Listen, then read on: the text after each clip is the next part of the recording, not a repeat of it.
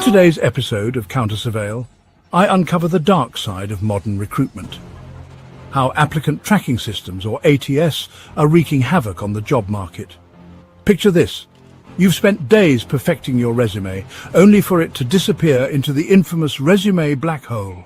Frustrating, right? Well, you're not alone. ATS, originally designed to streamline hiring, has become a massive barrier for job seekers. By some estimates, up to 75% of resumes are rejected by these systems before a human even sees them.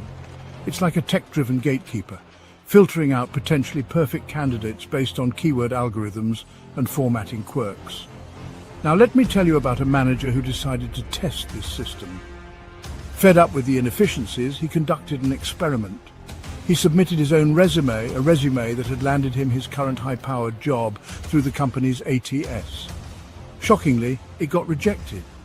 If he couldn't make it through his own system, what chance did others have? But it gets worse. A typographical error in the ATS configuration led to half the HR team being dismissed. Yes, you heard that right. A simple, avoidable mistake cost people their livelihoods. The system flagged their actions as non-compliant, leading to mass terminations. This catastrophic error exposed just how flawed and dangerous over-reliance on technology can be. The implications of ATS failures extend beyond individual job seekers and HR teams. These systems can inadvertently perpetuate discrimination and bias, undermining fair hiring practices. Studies have shown that ATS algorithms can be biased against certain groups, filtering out resumes that don't fit a specific mold. This reinforces existing inequalities and stifles diversity within organizations. So what's the solution? The urgent need for human involvement in recruitment is clear. We can't afford to blindly trust algorithms. Human intuition, empathy, and judgment are irreplaceable. It's time to reclaim the human resources and navigate the AI-driven job market and wait for the By striking a balance between technology and human insight, we can create a more equitable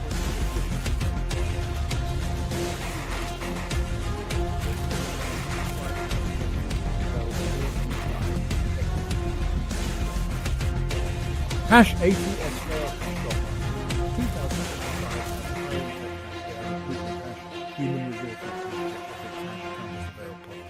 Stay vigilant. Enough of that crappy AI intro. Hello and welcome to the CounterSurveil podcast. I'm your host, Havoc, here with my co-hosts, Sledge and Altkey. Today, we are going to be talking about ATS systems. What the heck's an ATS system? Who knows what that acronym stands for here? Who read the little brief I put together before we went live? Dude, I read the headline and that was enough for me. I was making a sandwich. ATS, isn't that like the airport thing where they do the traffic control? No, that's not it. Although that'd be a good acronym for it, I think. No, technically we are doing an episode on ATS, but this is a different take on it. All right. We did not do an interview on ATS yet. I thought we did.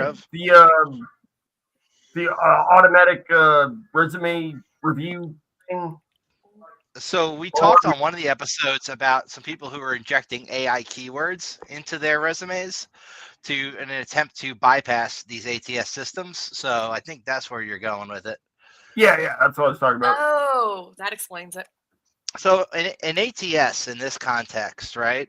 These are AI assistant, usually applicant tracking system is what it stands for, applicant tracking. And these have really grown like a lot. This year, the market cap for these is supposed to be 3.2 billion. And by 2026, they're estimating most companies are going to be using these to do their hiring. These are AI-powered recruitment tools that are actually going to reject resumes that don't have specific keywords in them automatically without even human review a lot of the time. So, I mean, you spend all this time putting your resume together. Maybe you didn't use the exact keyword they're looking for this role, even though you might be the most qualified applicant. It just doesn't even go to the bottom of the pile.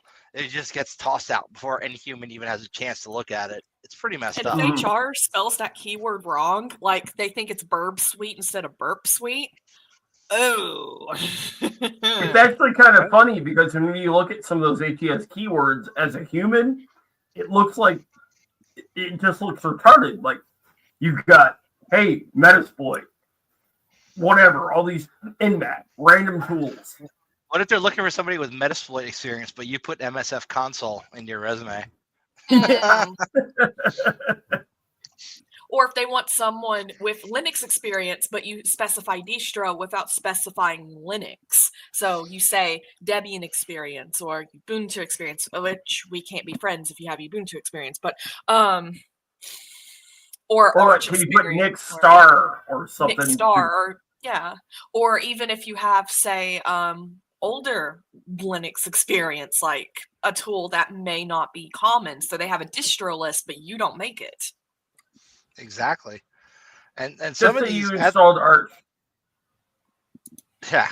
So say I run Arch Linux at home, and I used to run what's the one Manjaro's based on that's really difficult to install back in the day? God, I know what you're talking about, but it's similar to Gentoo.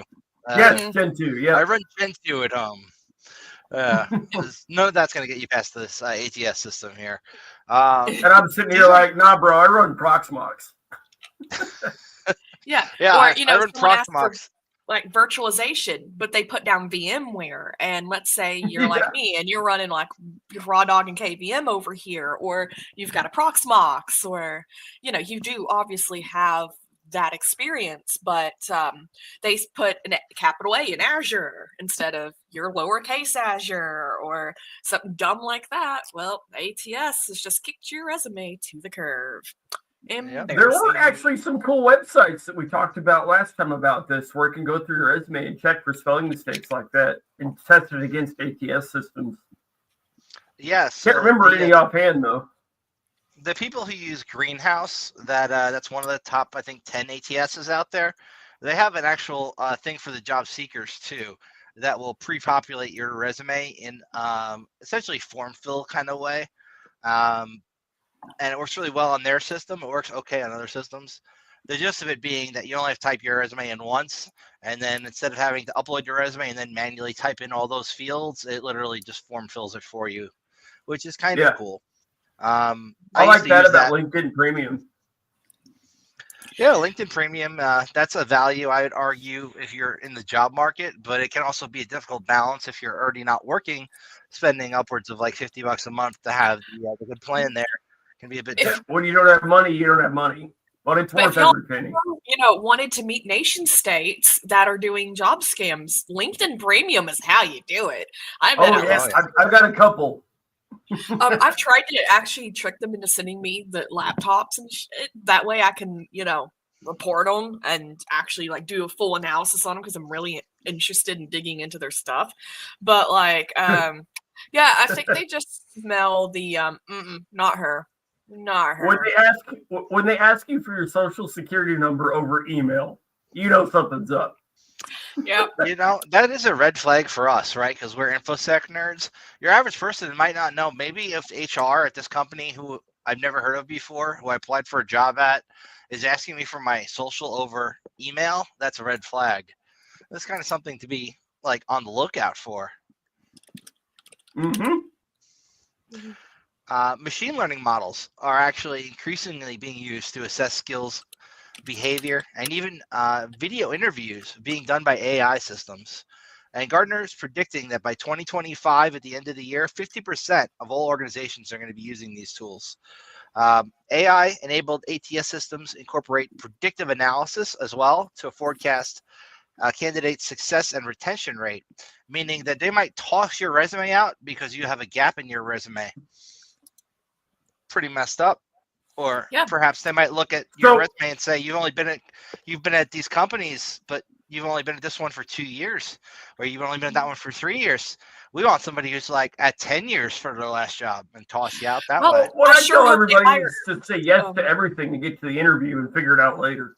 Yeah, I sure hope they enjoy hiring people who don't exist. Do they have any idea how many tech people have been laid off for more than 6 months or more than a year with the current market?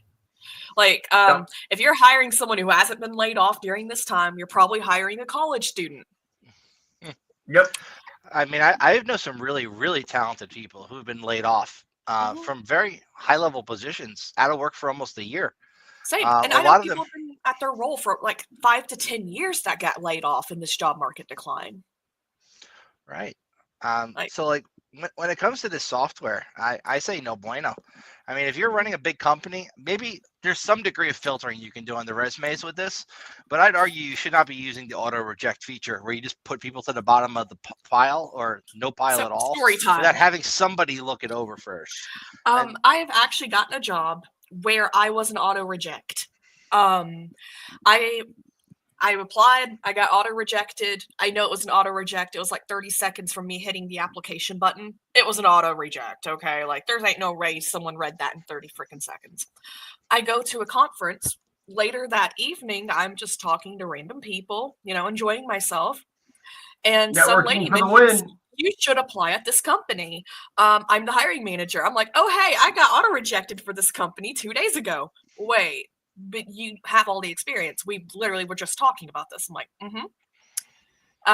yeah, I'm not quite sure what happened. Yep, went straight through the final interview after that. Yep, ATS is y'all. But you I've shouldn't have got a to side network. tangent for AI when we get around to it, but let's continue with the interview resume prospect for now. Like you yeah, shouldn't so have to network just to get into a company. That's wasting your time and company time. Like, Well, technically, agree. I've only gotten one job without networking. I don't think I've ever gotten one without it. This is the article that kind of It's like my career started off being drunk as shit at a bar and some creepy old guy hearing us talk shop at the bar being like, hey, you want a job? Always take jobs Give from me a creepy job. old guys. Life advice, always. So this article kind of inspired our idea for having this cast. This came up actually as a one of those kind of memes that I saw, and I just right-clicked Google image search and found the article. And this article actually came out back in September of last year, but it's a pretty good one. And it talks about how an entire HR team got fired after a manager ended up using his own resume to prove their system's just auto-rejecting all candidates for the role. Long and short of this, dude's hiring for 3 months, and they keep telling him, look, we haven't had any qualified applicants put in a resume yet. So he literally modifies his own resume, puts in some of the skills that are needed for this job, knowing that his resume already got him this job. And he's looking to hire somebody who's using Angular. I believe it was Angular. Yep. And it turns out that they put the wrong keyword into their system. They put a version of AngularJS. Now, AngularJS was discontinued in 2010. There aren't too many people out there still developing for something that's been end of life for over 10 years. They were not looking for AngularJS, mind you, though. They were looking for a different piece of software that has the word Angular in there. Right? So because they had automatically put the wrong keyword in their system, everybody's resume was getting rejected for this. So dude goes back to HR. He's like, hey, I've been trying for 3 months. You tell me nobody qualified has put in an application. They're like, nope, not a single person. And then he decided to submit his own resume. And guess what? It turned out it auto-rejected him. Within a minute of him uploading the resume, he got the auto-reject email. So he went to the upper-ups. He explained, HR is not doing what they're supposed to be doing. Now, I don't know how you get to the upper-ups bypassing HR, but it turned out they ended up replacing all their HR people as a result of this because they were just not doing their job. They were relying on tools to do their job for them. And who knows what they were doing in the office every day if they weren't actually looking at resumes and doing the HR stuff. Maybe they're developing policy. Maybe they're doing other stuff. I was about to say, you have to play Pokemon with the shinies, okay? Them shiny grinding's going to take a minute. All they're doing is archiving the rejection emails that get sent out. The truly infuriating part was that I consistently was talking to them, asking them for progress, and they always told me they had some candidates, but they just didn't pass the first screening process, which was false. So, I mean, this kind of stuff, this is indicative of a larger problem, because I know people who have worked for setting, I know a guy, he set up one of the first sims that NASA ever had. like security incident and event management boy. software, right? So like this dude has like 25 years of experience setting up, configuring, deploying different SIM products. And he can't even get a job as an entry level freaking SIM guy. It's insane. And a lot of the reasoning is these systems auto reject based on keywords. They don't look at what you know. They don't do any statistical analysis of this could also mean that. They just reject. Whoa, that's Echo, some Ben. feedback. Echo. Sorry. I can hear myself. That's better. Am I that high? No, He'll be wait. back. Did you not share before we start? Dude. What? What'd I do? You didn't share your weed? I'm kidding. We live in legal states, totally. It says CAY, not GAY, for anybody who can't see the C on that monitor. Just in case you're curious of what's going on in the background there with Sledge. Yeah, he's just a little KK. Which one are you talking about? The one that's the decay, if you know what CAY, very, very large, but the C being half covered up kind of looks it's like it also probably say Yeah. GAY. Pretty sure. It says DK. Shout out to the Acacia strain. Fuck yeah. Okay. If you know, you know. Hey, that looks like the Civilization font, dude.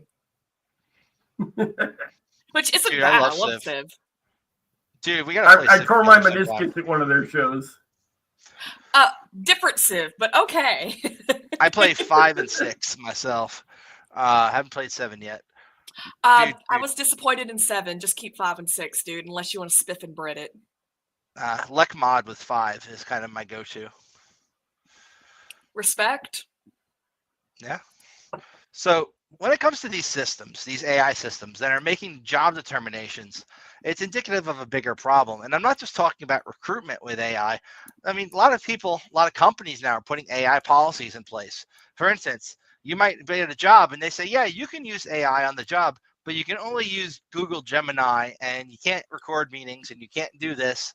You can only use it for these specific tasks, which leads to people violating policy and going and purchasing their own AI tools and uploading company data to those because the policies that they're putting out are too restrictive and people want to use this stuff to get their job done. But at the same time, they also don't want to use like really crappy tools running old versions of OpenAI's ChatGPT 4. You should right? be For uploading instance. your work data to some AI AI that isn't in-house. I'm sorry. I was actually going I to agree bring this up 1000%. because in certain organizations, I've been hearing that emails have been sent out about appropriate usage of AI and how it's allowed, and then certain things that you are not allowed to use AI for. And the things that you are not allowed to use AI for is obvious, right? Don't put client data, PII, stuff like that. But other than that, well, I guess another one of the rules I saw was don't use it as a final conclusion. You have to actually think about it. Don't just copy paste. Yeah, like that's enforceable. You go over to say Brandon. Hey, Brandon, before we fire you, you totally thought about this and had something other than Minecraft in your skull, right? Right, Brian? You prove thought this about before this the for a law, minute, Brian. right? Like, what are you supposed to do? It's like, how do you prove it without a shadow of a doubt that this employee actually put thought into their job? I mean, well, because AI tosses out slop, but I mean, if the employee's just dumb, I'm sorry. That's a double threat right there. You've got an underperforming employee, not very intelligent, and reliant upon AI. Mm-hmm. That's actually a triple threat. Have y'all ever worked at a job? Because that's like half my coworkers most of the time. I'm not going to shit on AI though, because sometimes Google don't answer your question. No, sometimes Google really don't. Like Pentest, GPT, Perplexity, any of these AIs, you just ask it a question. It's like, oh, I've been looking for that all day. Thank you. And there are ways to safely integrate AI into your tech stack where your employees don't have to be uploading all your government secrets straight to, whatever is hot today. Like you can do in-house. You can pull down local models that don't steal your data. There are things you can do. Like, okay, I get it. Training an LLM from scratch is a pain in the ass. It's a lot of data. It's a lot of power. It's a lot of know-how. But no one ever said you had to do it from scratch. You can take a pre-existing model, add RAG data to it. There's a lot of ways you can take what's already out there and incorporate it into your business, keeping it local. I mean, you don't even really need all that powerful of a machine to run some of the simpler models. Now, some of the shit we did see happening was when that new model came out, which was the distilled model, not too long ago, from China. I forgot the name of it already. But yeah, I know what you're talking about. Yeah. What happened here was people were using this on the internet, and not only did it have an SQL injection vulnerability within some backend stuff. Thank you, DeepSeek. Mhm. And not only did it have SQL injection vulnerability, but that vulnerability allowed people to see everything that the LLM had been asked. So even if you checked the box that said, do not use my data for training, all those things that you asked were still stored in the database that they dumped. Meaning if you were asking about some top secret stuff from your company, guess what? All that data got leaked. Not only that, but the training data set that they used to build the thing on was essentially a bunch of scraped web data that is like 40 terabytes of this stuff is freely available for anybody to go download. They also had API keys encoded in there, all sorts of stuff that really shouldn't have been, that the So are model you doesn't telling know. me an APT that has a financial benefit of attacking the US has leaked all kinds of important data targeted at Americans by overhyping their product and then under-securing and under-delivering? Really? Dude, you know the way But they used to also- get your data? They would target companies that wouldn't pay for like Adobe, and they put up these sites like Zamzar, for instance. Not that one's a bad one, but they put up these websites that would gear and put them in the search results, SEO, that crap. So if you want to convert like PDF to doc, that would be your first hit. And how do you do that? Well, you upload your document and then you can download it as a PDF. Literally, like, you could build that in half an hour. And you know how much data you get from all different companies just by being in like the top 3 Google search results for that crap? And like that data you can literally put on your site. Like anything you upload is my property. Nobody reads it. Nobody's expanding on terms of service. Wait, I think we going were back a minute. calling. Let's go back a minute. A, you're retarded and you should be fired if you uploaded personal client information to a third party. That's a no-no. And then the other no-no is, yes, they were storing it when they said they were not. So two things can be bad and true at once. Who would have ever thought China would have lied to Americans? Oh my God, weird. Why would they do such a thing?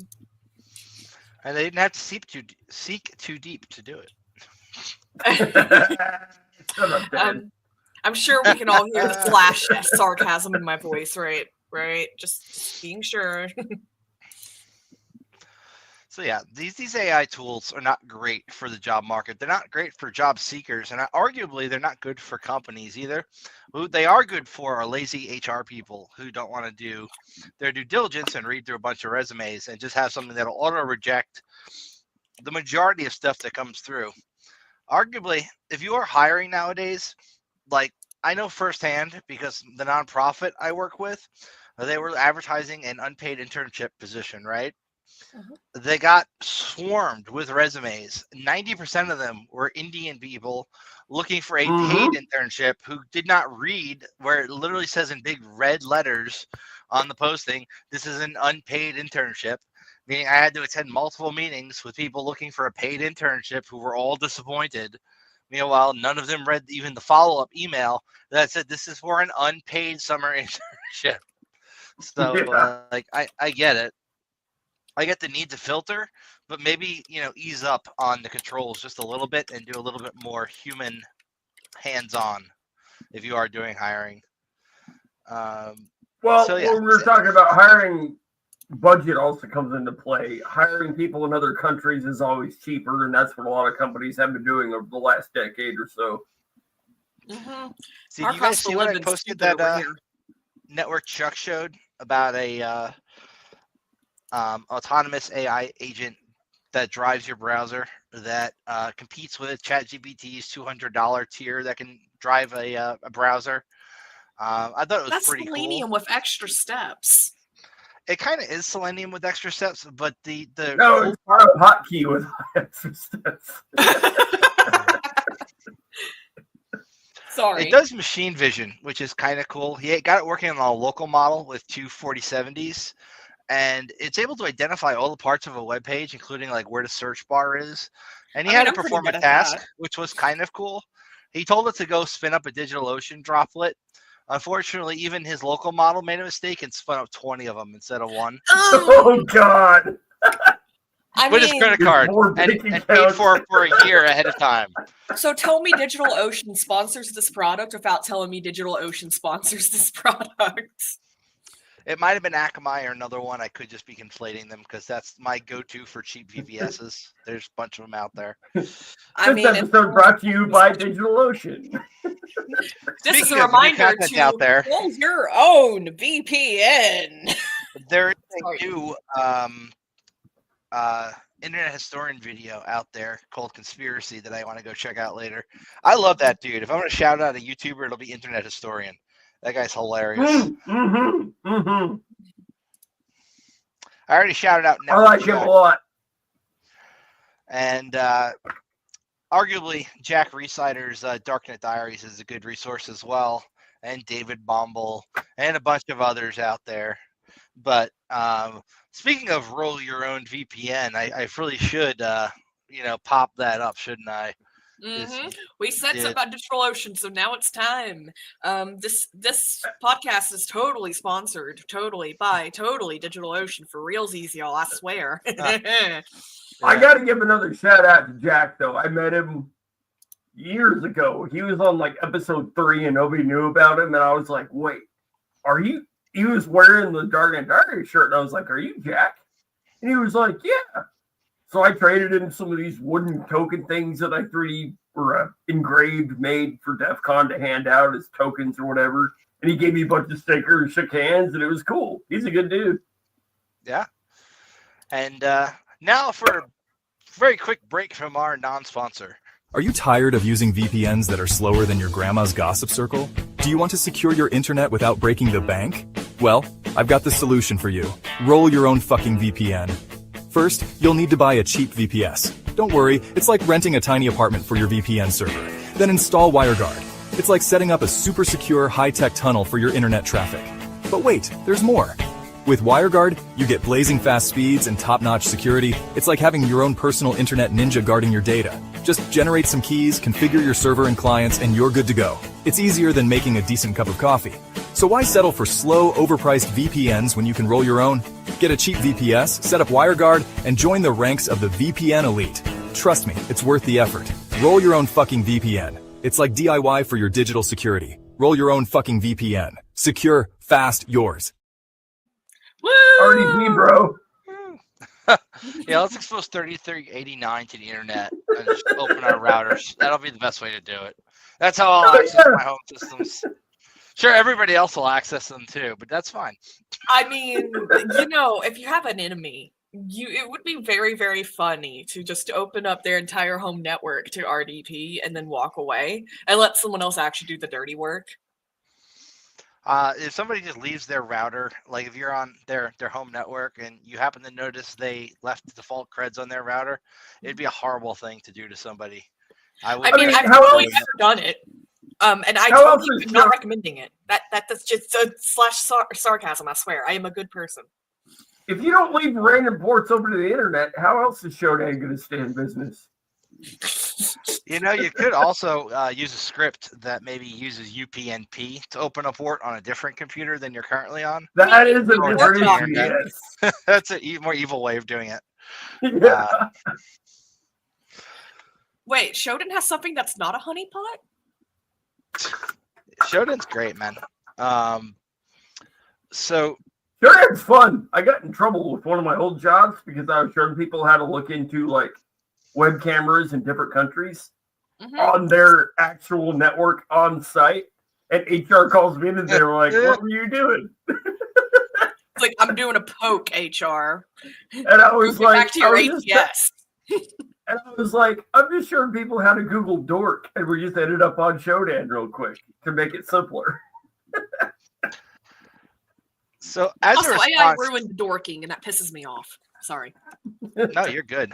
As a response to this AI bullshit, that's being incorporated into the job hiring process, we now have AI bullshit being generated into the job seeking process, where there are companies that are literally modifying your existing resume on the fly to add in the keywords that these ATS systems are looking for, meaning your HR person who actually finds a resume that gets through this might actually just be getting one from somebody who's using an AI system that's looking at what keywords their system's looking for and adding them into an unqualified person's resume. Oh, So this That is is kind of an a cat and mouse interesting game. point. This is interesting because I've experienced this in the last few months. Like, you're going through a recruiter, right? And they say, hey, I need to edit your resume. Send me it in a docx. And they'll go through and edit it to make sure it goes through their ATS systems. Right. Yep. I've I've had one tell me to do that. the same thing with me, where they've actually sat with me on the phone as I've edited my resume and then told me to submit it to a portal, and it still didn't get through, auto reject. And I'm like, dude, but I had the keywords you told me to. We were on the phone together. He's like, yeah, unfortunately, maybe we can try again, but we got to wait 48 hours. I'm like, why? You're the recruiter. Right? Okay, so I've had something very similar happen to me. Basically, same story. Only difference is they're like, okay, so send it over to docx. I'm like, I mainline Linux. This job is Linux administration. I haven't touched a Windows machine in 15 years. I don't have docx. I'm using LibreOffice, bro. I'm not even using that. I'm just straight up using NeoVim, and because I don't even have LibreOffice, and whenever I need to actually make something work, I'm converting from LaTeX into PDF. So like it's real ugly here. You just hate yourself, it sounds like. God damn. You know what I found out recently? I do. My mental counselor tells me to work on it. Asking ChatGPT to turn a Word doc into LaTeX works really well. And then you can go paste that right into that online LaTeX OpenLeaf site and have it just compile that into nice formatted LaTeX for you. Works really, really well. Anyways, in case anybody's curious. Back to that. Actually, hold on. Can we time out for a sec? What AI are you talking about, Havoc? ChatGPT alone will work for this. Even 4. That does documents? The older model. Yeah, you can upload a Word doc. Documents. Yeah, upload a Word doc and tell it convert this to LaTeX format. It'll convert it to LaTeX. Oh, cool. Copy it. Go to OpenLeaf or whatever LaTeX editor you're using online, and you just paste it in there and then hit compile, and then you have a really nicely formatted freaking resume. Cool. That's a workflow. Haven't tried that yet. Yeah, man. It works really well with parsing out an in-app scan. That was pretty sweet. Anyways, okay. Yeah, We it's got cut off unfortunate 3 times. with that because that's going to result in analysts uploading Nmap scans. Hopefully, redacting first, but not likely. Hey, when they're internal IP addresses, it's not really identifiable. Back to Alt key. Who wanted the floor? So story got interrupted 4 times actually, into 4 complete total tangents. But basically, TLDR, the recruiter has decided to never work with me again. How do you think you're going to recruit Linux daily drivers, as that was requested on the app, on the job thing, on the job description? They wanted people who daily drive Linux, but your recruiter refuses to work with anyone who does not use docx. That's a bit of a conflict of interest. I'm sorry. You're not. Technically, you shouldn't be submitting docx's because they can technically edit it on their side, which is. Yeah, and that's exactly what the recruiter wanted to do. You still can do that with a PDF, but. I mean, that's exactly what the recruiter wanted to do. I even said, hey, my formatting's not great. Oh, yeah, don't worry. We're just going to completely edit your resume on our side. Okay, sweet, but I still don't use docx, so I don't know what to tell you. Regardless of the protocol being used, the fact that they want to edit your resume for you raises so many red flags for me. I'm just like, I don't know about this. Got to put in there that I've been a Windows user for 20 years. Don't ruin my rep like that. Somebody was like, can you add a paragraph of having 5 years of cloud experience? And I'm like, no. And they're like, okay, we got you. I'll do it for you. Yeah, so how are people who are not going through a recruiter supposed to compete? And how are you supposed to trust a networking. recruiter? Get good, I guess. Networking in sucking. person, you know. Yes. It's a pretty big one, I'd argue. Have cool business cards. God, my introvertness hates this reality. Like, we are living in literally So- the worst possible timeline to be an introvert right now. I have to be adopted by extroverts like Sledge. I'm going to show. Yeah, Uh-oh. me too. You know, it's Yeah. Thank you for adopting me at DEF CON, Sledge. Thanks for hacking my badge. I didn't even know that was a thing. Yours was the only one that didn't crash out of that entire night. Also, You I can think but we bring you lost me guys Matt. will down. find this kind of cool. So let me share, and hopefully I don't dox myself too hard here. Docs, Share docs, screen, docs. all the docs. Yeah, It's I'm going all embarrassing the enough that docs I'm running this a week. Windows box. It's, there's a reason why DocX and Docs are so close together. So check this out. I dare Oh, you. yeah. Go So, into your URL and type the this word is- or the letter P. One I like. So I go here. I go get a free webhook on like webhook.site, right? Yep. Your audio just went to crap. Can you say it again? Dude, you're frozen.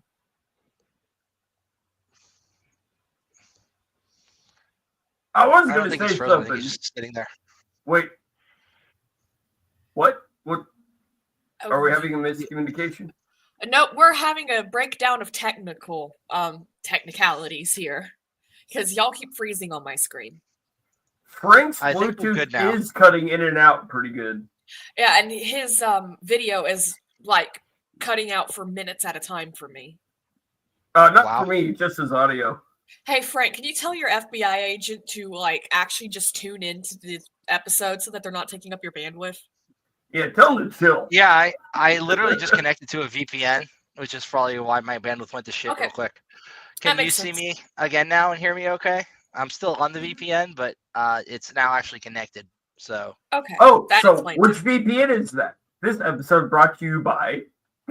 by Frank using a third-party VPN that he will not say the name of. Frank, so you're supposed to I- roll your own fucking VPN.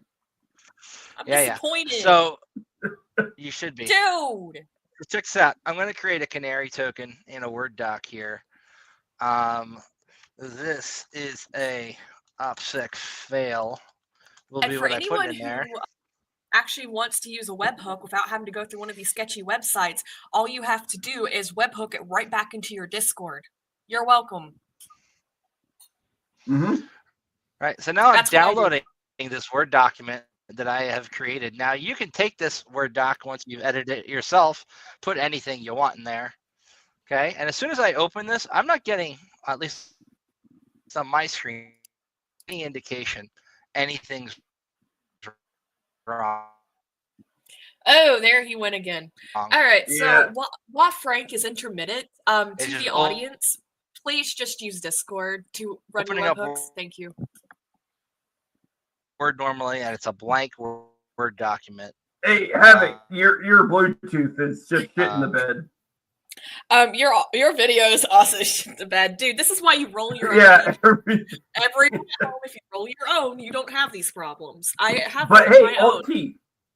Alt key. In the meantime, talk about what you were talking about that webhook with Discord. That's interesting. So I quite literally have my own Discord server with just me in it that is running nothing but webhooks. It is really, really, really easy to use Discord as a webhook handler. Like, it's so stupid simple. It's ridiculous. All you have to do is make a server, which is completely free. And then it gives you a literal just standing URL that you can hook your crap into. You can have as You should many show as you us how to want. do that sometime. Oh, yeah, absolutely. I'll also have to show you how to use Discord as block storage. I barely know how to use Discord in general. So another thing is making your own Discord bot, like actually rolling your own. pretty easy, all things considered. There are some really user-friendly libraries, both in JS as well as Python, that can take care of basically everything you want to do. So all these combined means just roll your own. Like seriously, Yeah. roll your own webhook handler, Discord. So Yeah, that'd be cool. You should do a demo on that one day. Oh yeah, I'd be happy to. And also, like I said, Discord is block storage. Discord is a C2. I've used Discord as a C2 many times before. Happy to demonstrate. Yeah, that'd be cool. So by opening up that Word document that I created, we saw a source Now IP you sound of better. my DNS server that I'm using, which is 1111. Luckily, it did not get my actual IP because at the time I was running a VPN, honestly. Shitty one, mind you. But at least Should have rolled his own. Talk And- shit about the VPN. The gist of it being that by creating this Word document, what I was able to see is when it was opened by somebody and where. Which I'm not saying somebody who's looking for a job should go do this, but it would be a good indication that somebody actually opened your resume. And you know. There used to be an application where they would put a pixel in your email. I can't remember. Oh but yeah, it no, would tell we you used if that it was for phishing. opened or not. That's what we were using for our phishing campaign, actually. Well, they use it now in Go Fish, but way before Go Fish, there was something that did something very similar. Oh wow! When my media feed cut there, we lost half our viewers live. They just said, "F this, I'm out. I'm not dealing with AV issues. Not on a live stream." Why did they run away? I thought I was funny. I mean, I'm yeah, still but- here. Sludge is still here. Oh. I didn't see you drop. Whatever. Yeah, I dropped for a second. Yeah, you dropped on me too. But I'm back now. But yeah, that's how you do it. You just go to canarytokens.org, create a Word doc, go to webhook.site, create a webhook, pop it in there.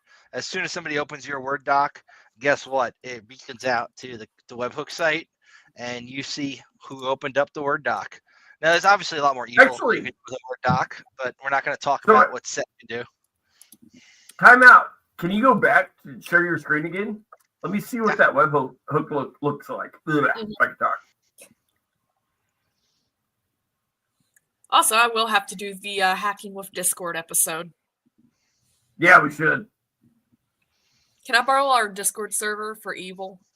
Yes, because nobody Okay, uses perfect. it. Yeah, everyone, we do have a Discord Man. server. It's just no one fucking uses it for anything other than evil. I can't zoom in enough to see it. Well, I can. Push. Push, push, push, push. So you just go, and you don't even have to create an account. You just create a new webhook. It's going to give you the URL to use. You take this URL, and you go over here. You share this tab instead here, and you create a canary token, and you put the webhook in there. Once the webhook, and then as soon as somebody opens the Word doc, you get a notification here. It'll be a post request, and it'll show where it was opened from. And this is the VPN address, so you don't have to worry. That's not my real IP. But still, it also shows where it was queried from, and that was 1111, which is DNS there. But That pretty cool, actually man. raises an interesting question. Do companies watch for shit like that? Oh, absolutely. Some do, some don't. And the ones that do, a lot of the times, even if they have HTTPS inspection enabled, they're not going to necessarily see this as malicious. What they will see as malicious is if a Word document is going out to a website and they have CrowdStrike on the computer or a good EDR, it might raise a flag there. Now, I've tried this a couple of times, not on resumes, on actual pen tests where there's like a form upload. One of them was on a real estate management company where I was doing a pen test, and they had a place where somebody could upload documentation for if they had a dog or a cat at their house open to the internet. I uploaded one of these and waited till the next day, and then I saw essentially I saw a webhook going to from Zscaler opening this. So at least they had whoever was opening resumes running Zscaler. But what it did tell me is the version of Microsoft Word that they're using, which is also useful information. That is useful. So, Yep. you know, there's fun stuff you can do with these. if you are doing a pen test, also looking at somebody's website for what version created the PDFs on there can be useful information if you're crafting a payload. It's a lot of old PDF reader writer software is vulnerable. So if you are going to be trying that kind of stuff and it's in scope, it can be a fun way in. Somebody's dumb enough to open a PDF file you send them that's got a malicious payload, and yeah, you'd be surprised when you hit a 90% success rate. Like, what the hell? Dude, once I actually popped the sandbox on the Palo, and it was running as a real domain admin account. I was analyzing the freaking thing, and it ran it and gave me a shell that lasted about a minute. But when it ran it, it also beaconed back the freaking hash of the account. So that was that's called PDFD's nuts. I've actually done something like that before. We had this vulnerability where we were able to enable SMB that called back out to the network, and we were able to grab that hash, relay it, and then boom, domain admin, we're done. It was awesome. Badass. And then y'all go and get pizza at like total badasses because you are for that. The most evil thing I've done on a pen test is send my contact on site a malicious PDF that I used to take over his computer. It was in scope. It was literally outlined in the scoping document that I could do that, and I sent him one. And the pretext I used was we were updating the SOW. So it just had a copy of the existing SOW plus like 2 lines, but it was malicious. And he ran it. That's almost cheating, man. Not only did he run it, but it was a Word document, and it even warned him with a yes/no prompt ahead of time with like, do you want to run macros? Except we were able at the time to replace what that window said, and it said, do you want to enable advanced security features instead? So he clicked yes on that. That's borderline cheating, but that's cheeky as shit. I mean, hey, all's fair in love, war, and pin testing. As long as it's right. So, nice. All right.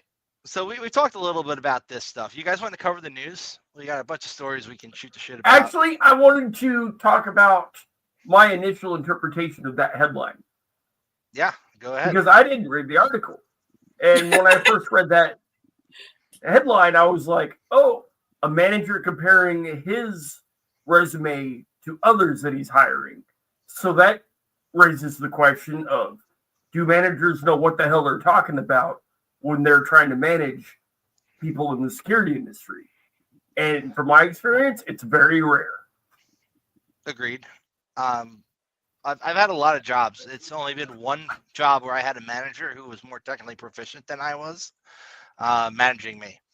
A lot of the time, I think a lot of the people who are put in charge of maybe managing somebody who's a techie are just middle managers who have no understanding of the technical stuff that goes into the job. And kind of is an issue, I think, in some industries where you have somebody managing maybe a team who doesn't understand the functions of the people on that team, which can result in not only things like projects getting assigned to the wrong person who doesn't have expertise in something, but also just overall mismanagement. Because if you don't understand what your employees are doing, how are you supposed to direct them to do it properly? Especially when you have organization A, which is your security team, organization B is your infrastructure team, and they're not talking to each other.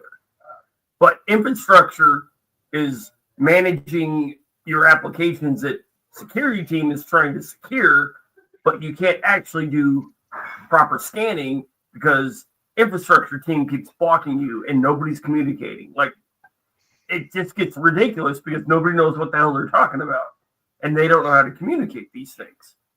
So it's an extremely common issue in our industry where the security team might not have good communication to the infrastructure team, and the manager's not willing to bridge that divide. So say you just need to get scanner creds, right? That'll be capable of running, say, OpenVAS as an example, right? So you're running OpenVAS, you got to make sure WinRM is going to be enabled on the computer. So you're not running something better like Nessus that doesn't need that. So if you're trying to communicate with your team saying, hey, I need WinRM enabled on these servers so we can do this. We also need an account that will work to log into it. a lot of the times you might just hit a brick wall because they're going to be like, no, we're not going to give you access into our system. If you can't tell there's a vulnerability from the outside in, we are not going to help you.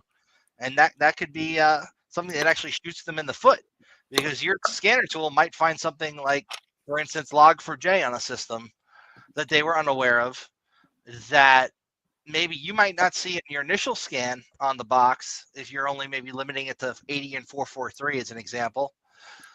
But this tool would find as it's running on the box.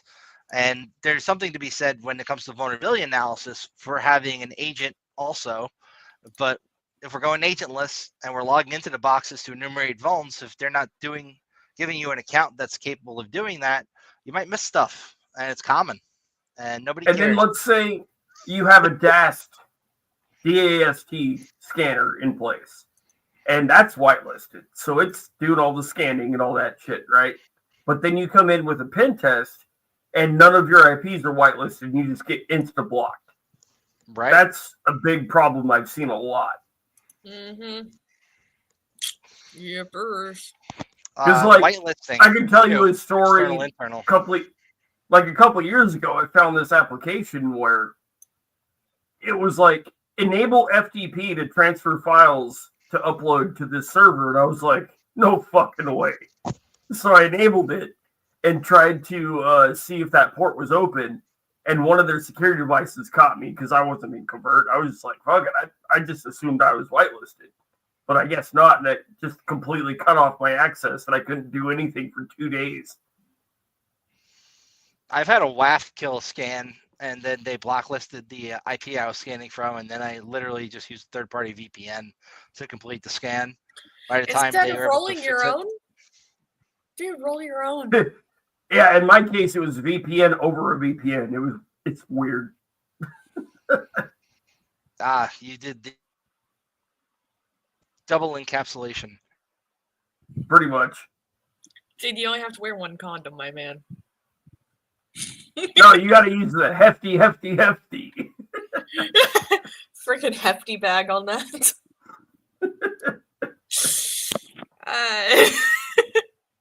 This episode's sponsored by Hefty. Yep, Hefty, here to maintain all your heavy loads. Quit beating yourself, Havoc. Wow. Hey, look, at least I didn't tell the joke about the plastic bag. The holes in it? Oh, no, this one's better. So, I'll go ahead and tell it because y'all have induced it with your curiosity. This was one my mom actually told me of, like, oh boy, for prom night. So her generation was just feckin' savage. But she told me this one about a kid my age. He's about to get laid. He goes into Walgreens, gonna get himself some condoms. He's gonna do it safely. Good on him. He gets to the cashier, and the cashier asks, "Do you want a bag for this?" He responds with, "Nah, she ain't that ugly." Wow. And I have stole that one ever since. He should have been like, "You got a paper bag?" It's like, yeah, paper one. I don't want to kill her, but it's like, no, man, paper bag ain't gonna work. You're gonna need that glove. You're gonna need some tension.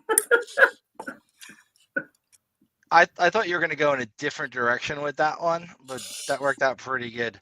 Yeah, guys, ever see this one from House? This is this is pretty freaking funny. Couple weeks While that loads, I can go in a way different direction. Jake's Dead not girls into don't rubbers, say no. so I got on the jelly.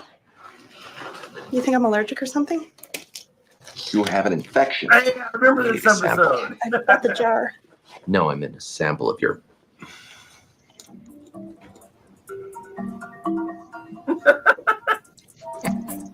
Okay, we have a neurological problem here.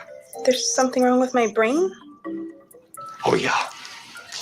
Cover yourself up. Got what I mean. Yep. At least there's no My Little Pony in that jar.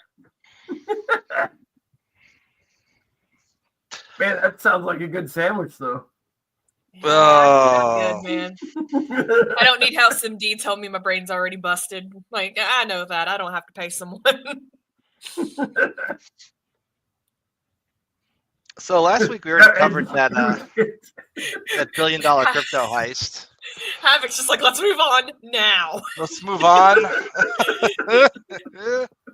He's like, UK medical stuff, another data breach. UK private healthcare giant HCRG, formerly Virgin Care, was hacked by Medusa.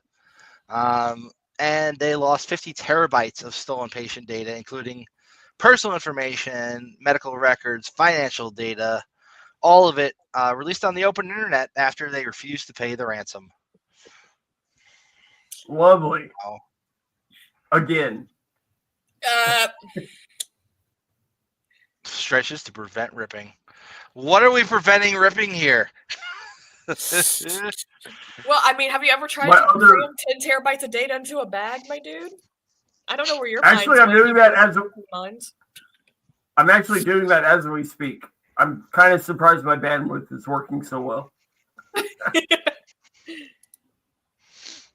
We have a U.S. soldier trying to sell hacked AT&T and Verizon data to a former government.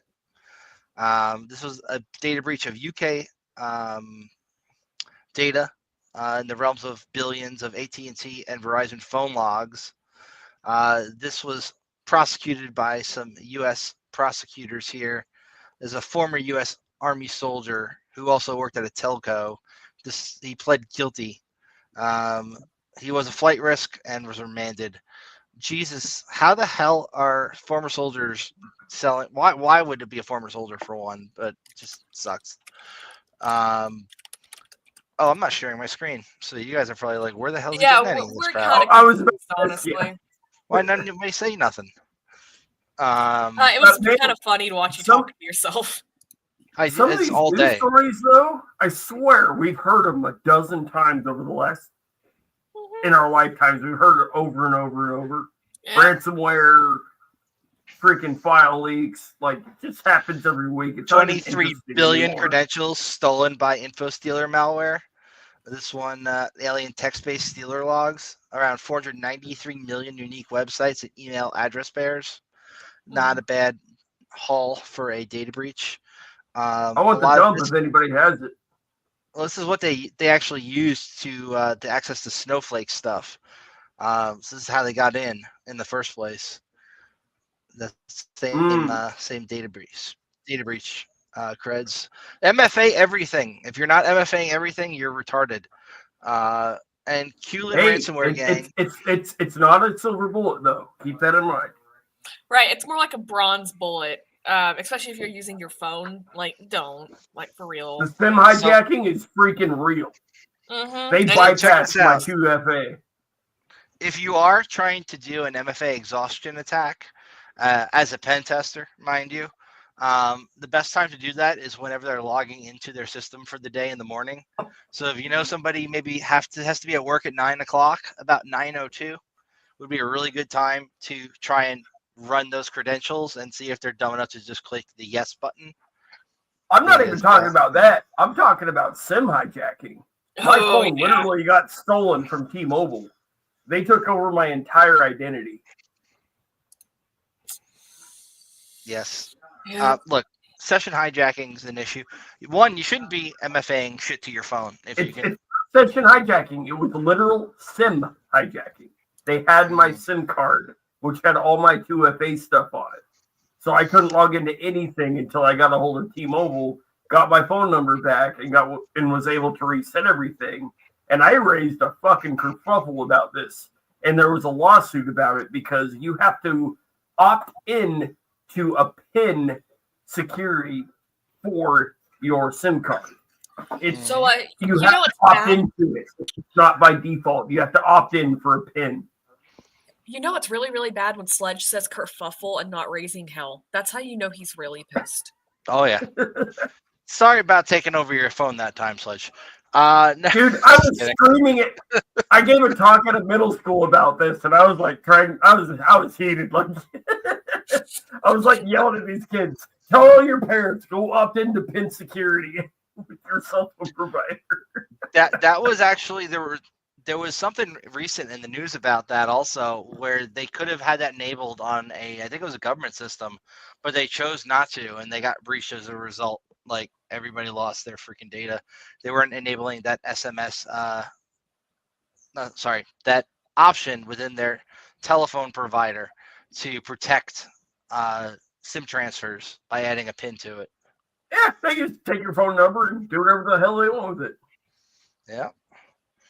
We saw Celebrite cutting off Serbia after weeks of abuse, where Serbian cops were caught red-handed using their phone unlocking tech to break into the phones of arrested individuals to plant spyware. Amnesty International caught this. Also, they caught the cops doing it again to 2 other people. Celebrite said they were shocked to learn about how their technology was being abused. Oh, please, Celebrite. And they put out a statement about how they had to cut Serbia off for abusing their technology. They got caught. In unrelated news, They're not sorry. They're not. They're just sorry they got day caught. bugs. Oh, sorry. Go ahead, Evelyn.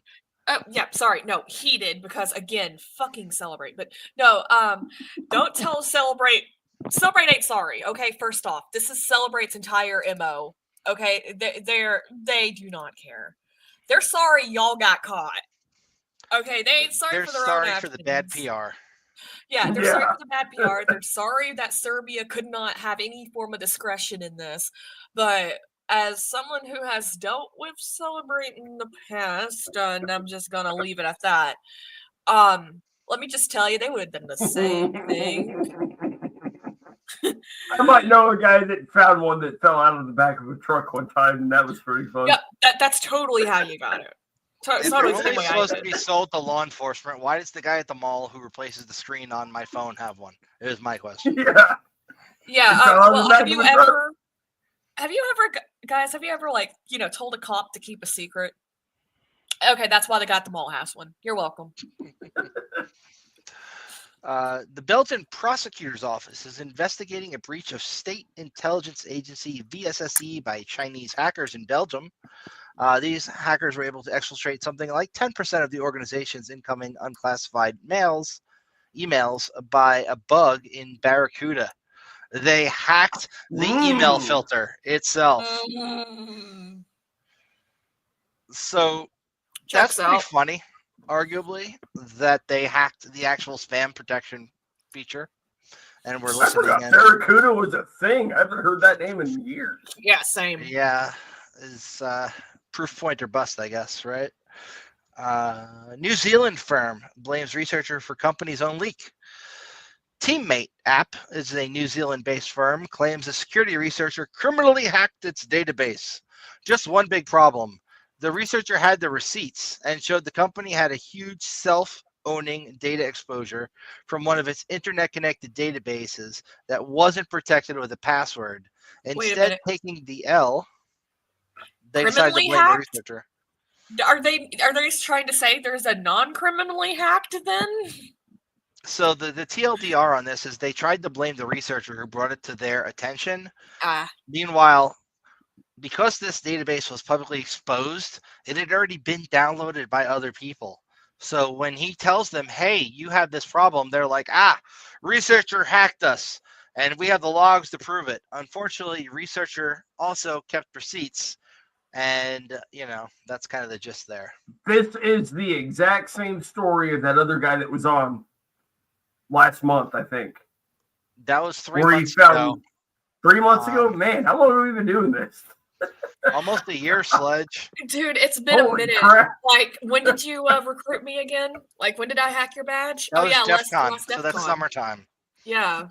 So we're almost back to the same summer, damn Sledge. story. And now I'm curious as, was this AWS or how are they exposing this data? Well, luckily for you, we can click into the story and go Is it there like an and share S3 the bucket chat. or something? We'll find out very shortly. So, Teammate app sent out a notification to his clients, yada, yada, yada. A few points about disclosure. There was a brief period where there was an open port for the internal debugging and data verification purpose. So it was an insider. Open port to the internal. no DMZ. Queries by binary edge for the teammate IP show the brief period the company mentions was 2.5 months. So it has been open, and it's Give me a little Mongo. bit. Mongo He's like, database. zoom in. Sledge. Zoom in. It was an open MongoDB. Oh, God damn it. Hey, look! It actually from the service there actually shows that admin config, local, and tests were enabled. That's pretty cool. I like this. All right. That's better All than right. Showdown. Fire the intern. Yep. And by that I mean fire the intern to cover up the fact that it was you who left this open because Oh, no here's one would this give one. the intern those creds. Anybody connecting to the tables had read and write privileges for 2.5 months. Good God. 2.5. Hey, Oh, Sledge. was So when also did you on default recruit me port. again? What was that? Ooh. What was that? All? So when did you recruit me her again? We keep talking over each other. What was that, alt key? When did you recruit me again? Because that's about the same amount of time as this has been open. Oh, yeah. It's been about a year. So a brief period. Did you hear that? A brief period. Very, very brief. Yeah. It was only Very, 2.5 very brief. months. Only a year. Where their internal database was exposed to the entire internet with read-write permissions. Yeah, and blame the researcher Oh, who boy. tells you. That's a smart way of going about it. Wait. That was exposed to the internet? The entire internet. Yeah. That's Zero, totally zero, the zero, researcher. zero. Totally the researcher's fault. Totally. It's his fault for telling them. God Yeah, how dare he forbid you tell tell them. us. Yeah, they tried to blame the researcher, and Don't they claimed don't make me that pull my head out of the sand, damn it. the researcher criminally hacked our database, is what they said. That's just messed up stuff. But it happens. Nobody wants to be caught with their pants down, and it's easier to shoot the messenger, I guess. They had their pants down for a year. You'd think at some point they'd get off the pot and pull them back up. Fucking hell. Or at least Yeah. fuck something. I like the way he worded this one. 4 out of 5 eyes don't recommend Kaspersky. Australia has now become the latest. Amen. Oh, man. That was the antivirus virus for real right there. It was great. Yeah. Russia will get all the other malware off your computer except the one that they control. I still like McAfee when he made that whole video about how to uninstall his own software. I love that. Yeah, with the cocaine and the strippers. Guns and Oh, yeah, yeah. the strippers. That was pretty epic. Sticking with Australia for another minute, one of their largest IVF providers, Guinea, was hacked and experienced a huge data breach amounting to almost a terabyte, claimed by the ransomware gang Termite. And they published some of these files on their site. They compromised the patient management system over there, so privileged healthcare information on the internet yet again. And building access control systems for exposed to the net. Dozens of apartment buildings across the U.S. and Canada are running Hirsch-made door access control systems connected to the internet, but using the default password it's shipped with. These default credentials are still a thing and allow anyone to access all the building locks as well as elevator controls. And I'm pretty sure my old apartment building used this exact freaking system. That's ridiculous, but not surprising at all. They will soon fix the bug. So that means for a limited time only, if somebody's running one of these systems in a building you want access to and you're a bad guy, don't do it. But it's like you're installing an elevator. Hey, reset your password. Who's going to do that? Admin, man. Let's expose it to the internet with admin. Tower dumps ruling. Well, why is it exposed to the internet in the first place? Because reasons, man. Reasons. Also, I should probably have switched back to this story. Well, look, they got a nice little, you can unlock the door right to the main entrance, right from your phone, right from the web management interface that's publicly exposed. Yeah, you can get to that web. Good idea. Yeah, So unlock it's the kind of elevator. like Nest. You can access it from anywhere. These things should not be forwarded to the internet. If anything, they should be using a zero trust solution. If they're going to be off-site, run it kind of like a VPN internally. Only people who need access to it would have access to that. Run it through Zscaler. Run it through something other than like port forwarding it to the internet. Arguably, I imagine the manufacturer did not tell them not to forward it to the internet, so maybe that's their own fault. But they're also running default creds. If anything, once you log in as a preventative measure, it should make you change default creds. Arguably. Yes. To be fair, this isn't a bad idea, but the default creds is super bad. But the idea of having it, because I akin this for like a Nest device, right? You can control the temperature of your house when you're away from your house. This way you can monitor your elevators, your locks, whatever, when you're not in the facility itself. But having default credentials and not forcing you to change that password, that's bad. Indeed.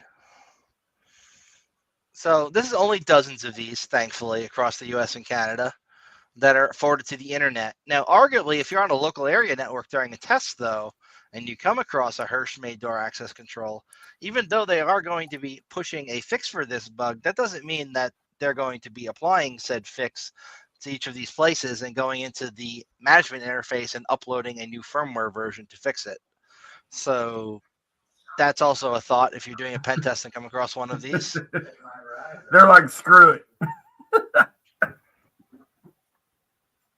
Federal judge in Mississippi says the law enforcement use of tower dumps, where large swatches of data from cell towers are grabbed and analyzed for criminal activity, is unconstitutional under the Fourth Amendment. Why did it take the judge from Mississippi to say this? Why was it for like 5 years everyone was okay with Google just allowing any police department to do a geofence warrant and not saying a damn thing about it? But anyway. What does tower dumps mean?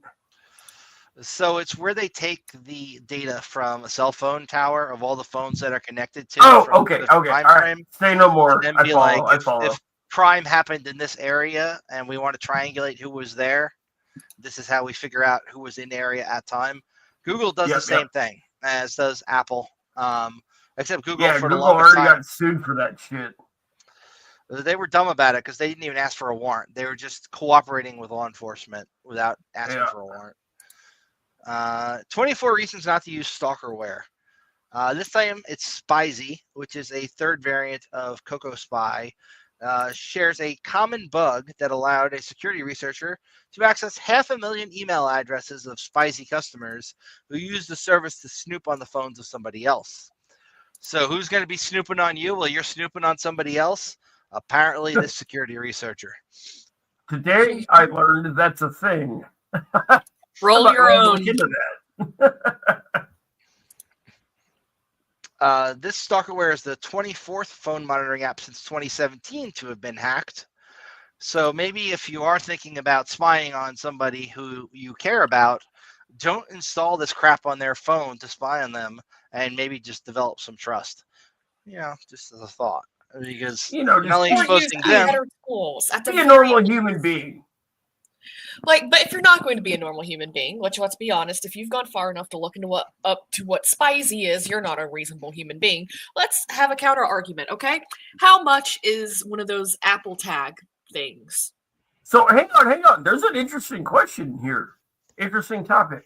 Like, at what point do you not trust someone to where you start to feel like you need cameras and to put PI stuff on somebody's phone or so I'll just come out and say it. Bitches be cray.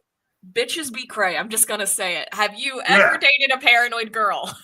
As a girl who has dated paranoid girls. There you go. That's your market. Bingo. Absolutely, yes.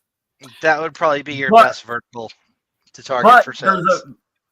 But at the end of the day, there's a level of morality where you got to cross that line. It's like, where do you breach that line of trust versus actually where I would consider it spying and a breach of privacy. Sledge hasn't looked at his phone yet and figured out why there's 2 calculator apps. But yeah, no. I'll be honest. There's a reason why I say don't stick your dick in crazy, and this is one of them. All right. Don't let we've also heard stories crazy people stick in you. Doing things like messing with their ex's Netflix account and killing the queue of shows they want to watch, or hacking into the Nest thermostat at their house and making it 100 degrees in the middle of the night. These are making their electric bill go up like a motherfucker. Turn their emergency heat on when you know they're on vacation with some chick on Facebook. I've actually got someone asking me if I could do that for them the other day. The answer is no. If you're watching this, I am not hacking anyone's Facebook or taking any advice from that. Thank you. That's a meme at this point. Will you hack my Facebook, or will you hack my ex's Facebook? It's really kind of become an internet culture phenomenon of, somebody figures out what you do for a living, and that's like the first question they ask you is like, oh, you're a hacker. Can you hack into my ex's Facebook account? It's like, no, I can, but I won't. I mean, we don't even need the Facebook anymore. We got the NPV data breach. There you go. That's got everybody's info on it. That reminds me, we got to toss that into an elk stack so we can parse it easier at some point. Yeah. And you never responded when I asked what the damn file name was, Sledge. Oh, shit, I forgot. I'll send you the URL. I actually have it. It's searchable and everything. Oh, even better. Damn it, Sledge. We got a happy corner here of a kitty on keyboard. Gotta love kitties on keyboards. Kitty. He's asleep, and the Z key is playing, which is just epic at that point. And speaking of kitties, Sledge, where did your cat go? I don't fucking know. And I would just like to know how the heck this digital sign managed to render the command prompt window at that pixel rate.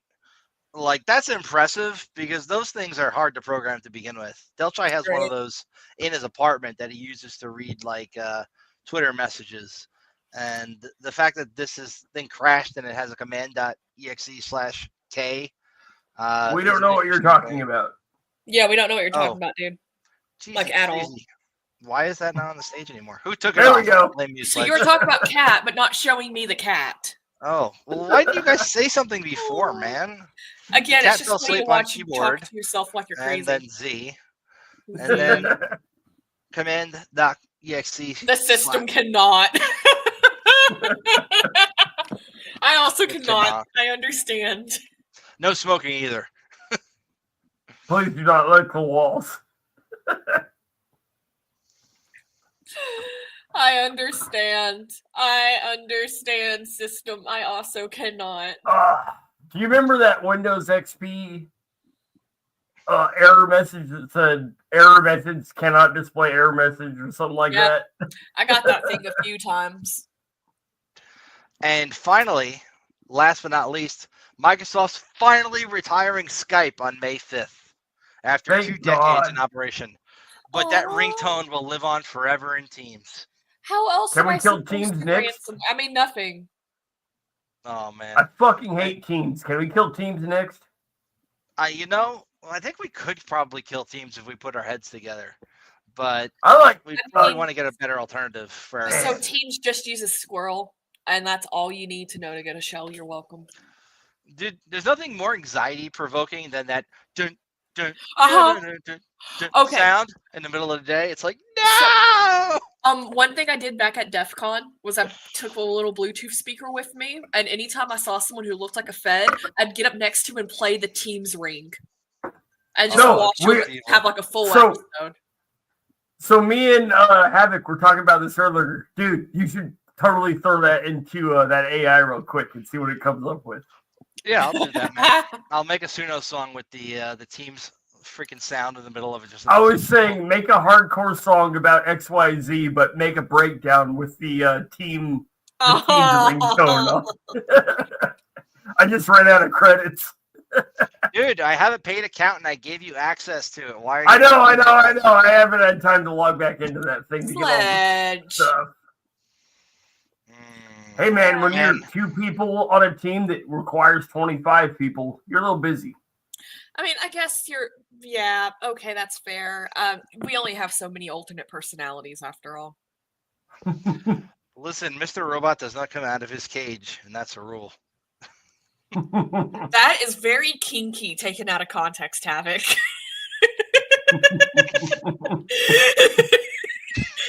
I don't know why that's where my brain immediately went, but here we are.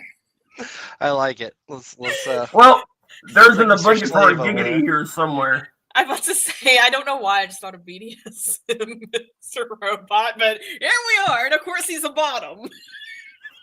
That's what I'm calling it.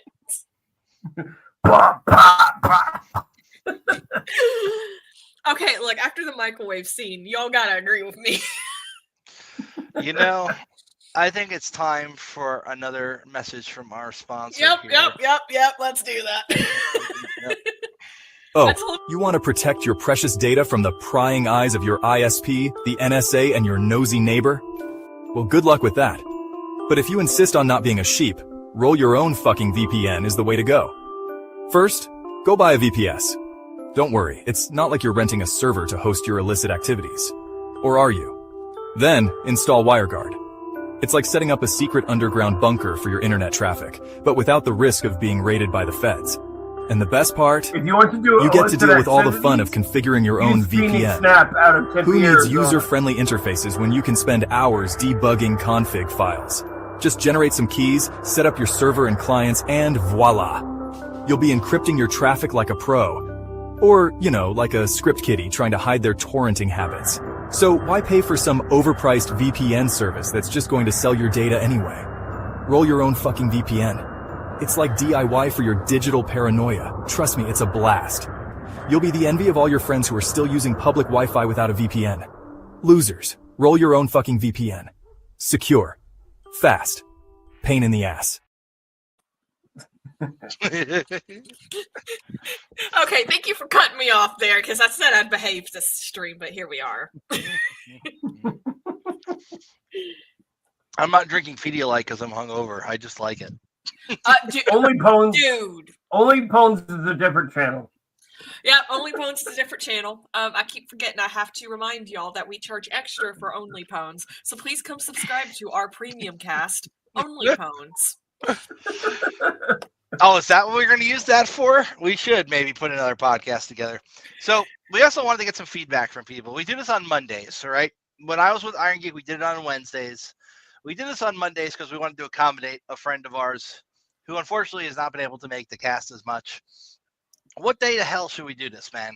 So Sledge votes for weekend, I believe.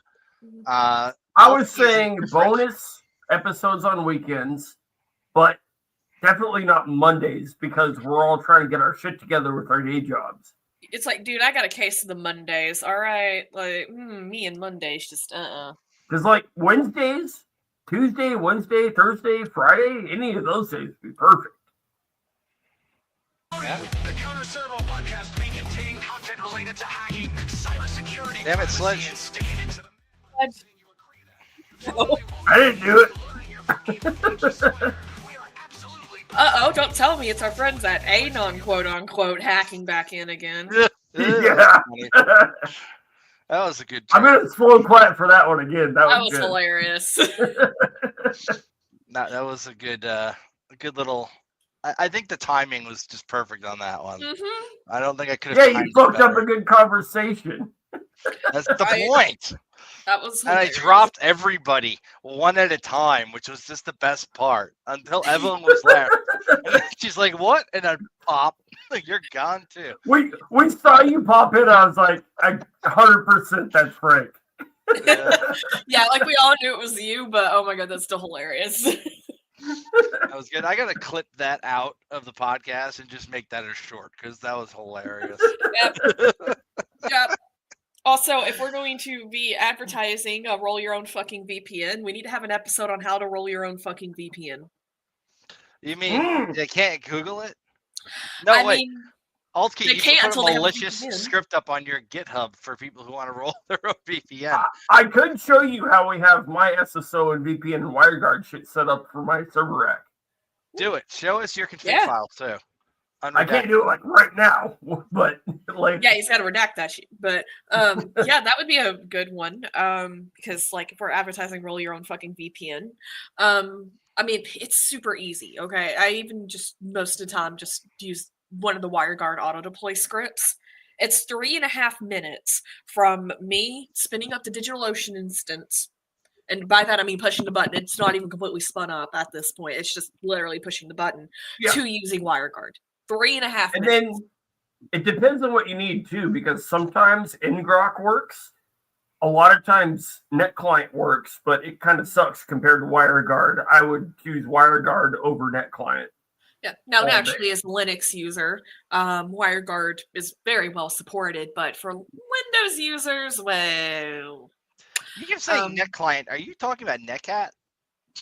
What's No, NetClient? it's called NetClient. I'm not familiar with NetClient. What the hell is that? Is that another VPN? It's basically it's kind of like WireGuard, but slightly different. It's basically the same thing. Nah, I know OpenVPN has got a lot more transport overhead and is now kind of, I would argue, depreciated in the security community. It's still a viable alternative, arguably, but if I'm going to set up something new, I'm going to use WireGuard over that nowadays. like I can only see using that is if you're running a particularly dated instance of Windows, which you may have really spotty WireGuard support. But if you're running 10 or 11, just run WireGuard. Have you guys ever played with ngrok? I personally It's kind of like a SSH hack kind of thing, like forwarding ports, but over a VPN.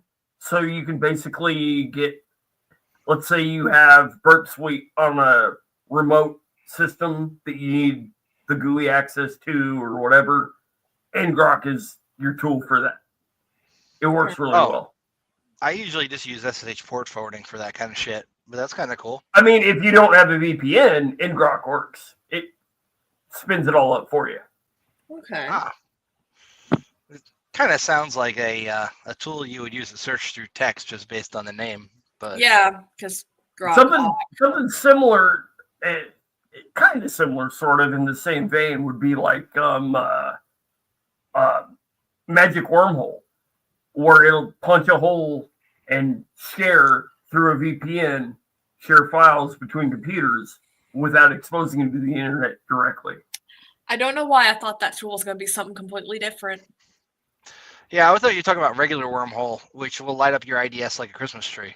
Yeah, I think that's what I was Oh, it thinking. will, for sure. I've been caught a few times, but You got caught on my pen test using it. Oh, hey, we got a comment from the audience that y'all are going to want to read. So, Oh, comments. I like comments. So, ngrok is used for web devs to create a hole in the firewall for testing undeployed websites. correct. But you can use it for other things. probably to hack undeployed websites, and has been used by red teamers to do the same. Yep. Thank you, Luke. Thank you, Luke. Luke with cyber research there. Thank you, Mr. Luke. I see somebody has a fork bomb. I mean nothing. Those don't work. I mean, if you're dumb, yes. I saw a new one that came out like last month. I was like, holy shit. I mean, they're not that hard to do. They're just any kind of thing that's going to infinitely eat up resources and fork itself ad infinitum. So. The hardest part these days is getting someone dumb enough to copy and paste that into their console. Just put it in a GitHub script and toss it in a GitHub script. Become a trusted contributor, and then just pop it in there. So I have done that to my students multiple times in order to teach them, hey, lock down your freaking GitHubs. I mean it, like for real. It's always funny. It's like, so how did your project go? Fuck you. Okay, I see you have something S-bombs. something. Y'all just ran code and that had just, you approved the merge. You're the one who approved the push. You approved the fork, and y'all just ran it without double checking it. Yeah, that's on you. Right there. That would be fun. Be an established developer and just start contributing to random GitHub projects and put fork bombs in there and see what happens. That would teach them to start locking down their shit. I wonder if that's out of scope. Hey, on our next test, can y'all make sure that that's in scope for me, please? Thank you. Will do. It's an awfully specific thing to have in the scope, but we'll word it vaguely enough that we can get away with it. GitHub security. Just put in GitHub security. You'll be fine. Pushing code to ensure that developers are auditing changes properly. Yeah, and Is, that change management is like actually in place. Making sure the CI/CD pipeline is functioning as expected. And you got to make sure the desktop background changes to a sandwich saying this is not ransomware, but fix your shit. No, it's just gonna be Rick Astley holding a sign that says this could have been ransomware, but instead we're actually kind of nice. Yeah. I like the Wi-Fi thing that the couple of different programs can do it, but that framework that's very popular on the Flipper right now. I Momentum. forgot what it's called. Rogue I forgot the name Master. of it.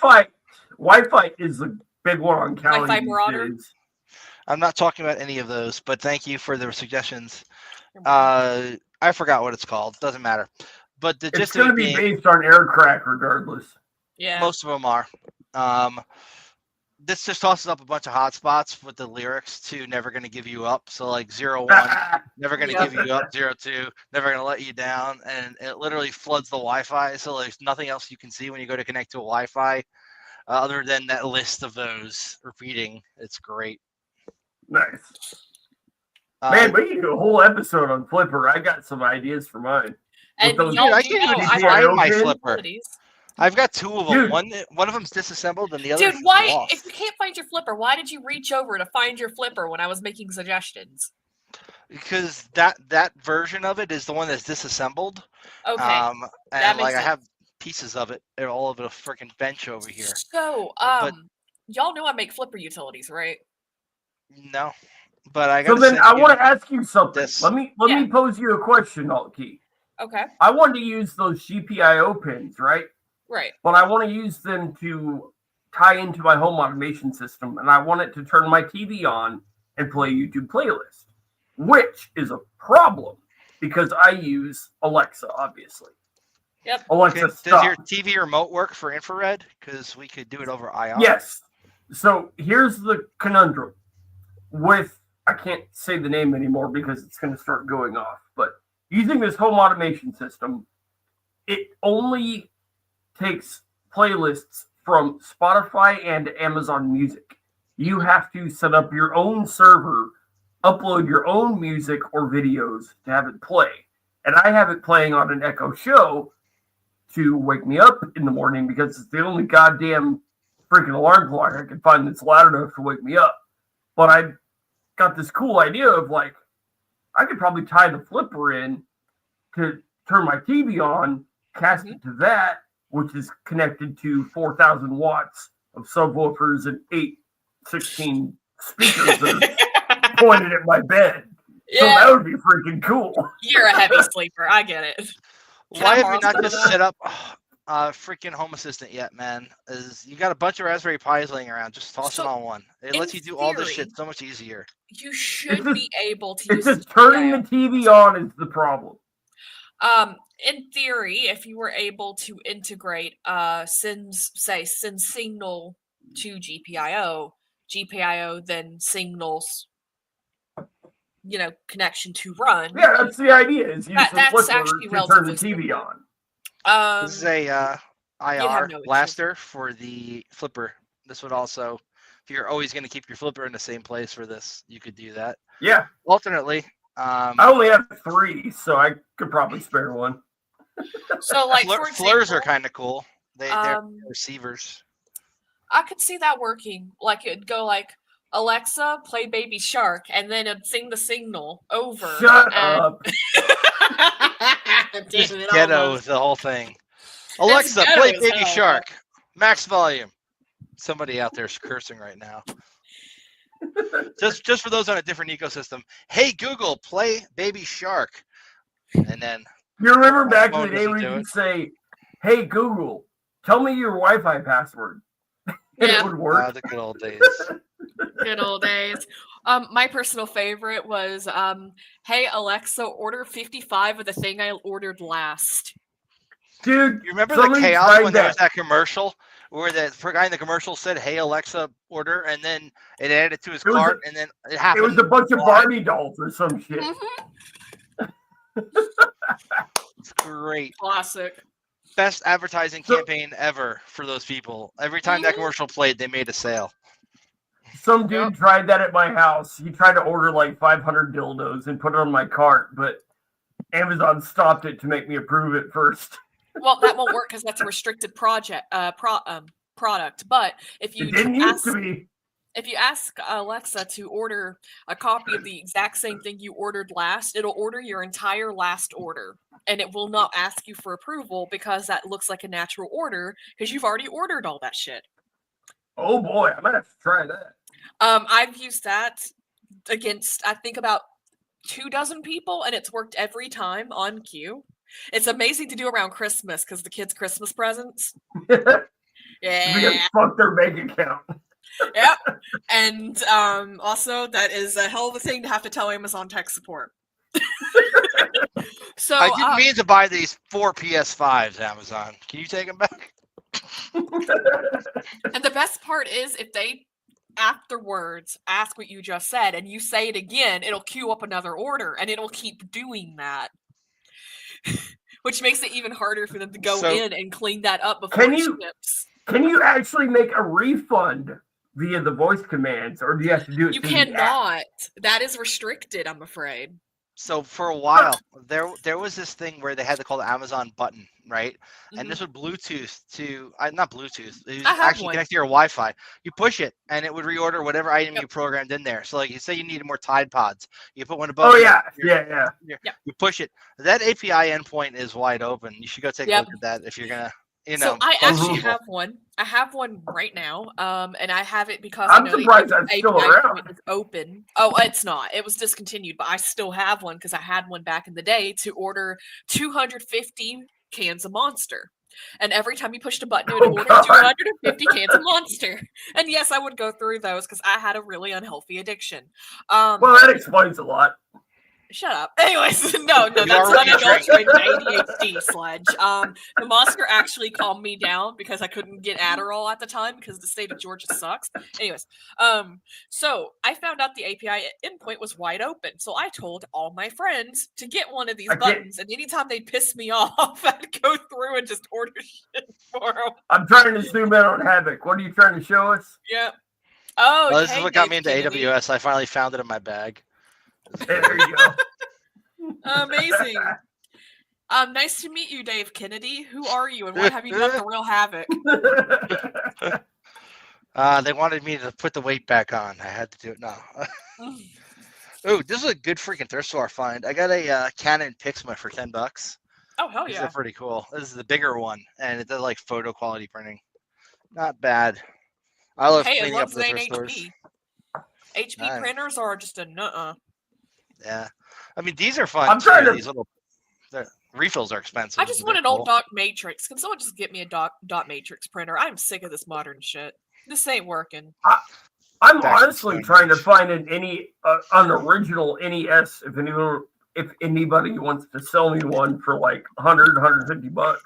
Good luck. Because I have these. Sorry, but mine's mine. I have these cartridges with. There's these little PCBs that you put in them, and you can put whatever album from whatever artist you want on it, and you can play music through the NES, and it's freaking awesome. So I just need to get myself an NES. Like, seriously, talk to Alan about that. Alan has done some interesting stuff with that. Yes, he has.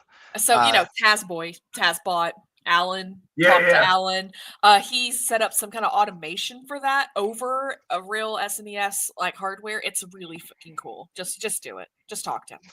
He was probably part of the project, honestly. I'd be surprised if he wasn't, because I remember 2 years ago him talking to me about this. Yeah, that sounds about right.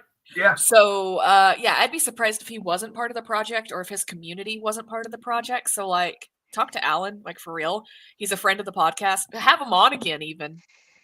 Like, it's like people come to my house and see all my vinyls, and I'll be like, "Oh yeah, you want to see my NES cartridges?" He wonders why he doesn't get laid when he brings dates home. Well, he's just not bringing the nerdy girls, I'm afraid. So this reminds me of this story from a couple of years back, many years back now. There's this IRC channel called EMU, And this was around the time the first Nintendo emulator for a computer came out that actually ran in DOS 4GW with a graphics extender.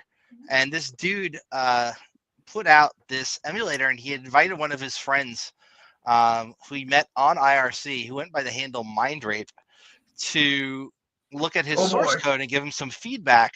And Mindrape took that source code and essentially forked and sold it to other people who were interested in building emulators, and it caused a big controversy.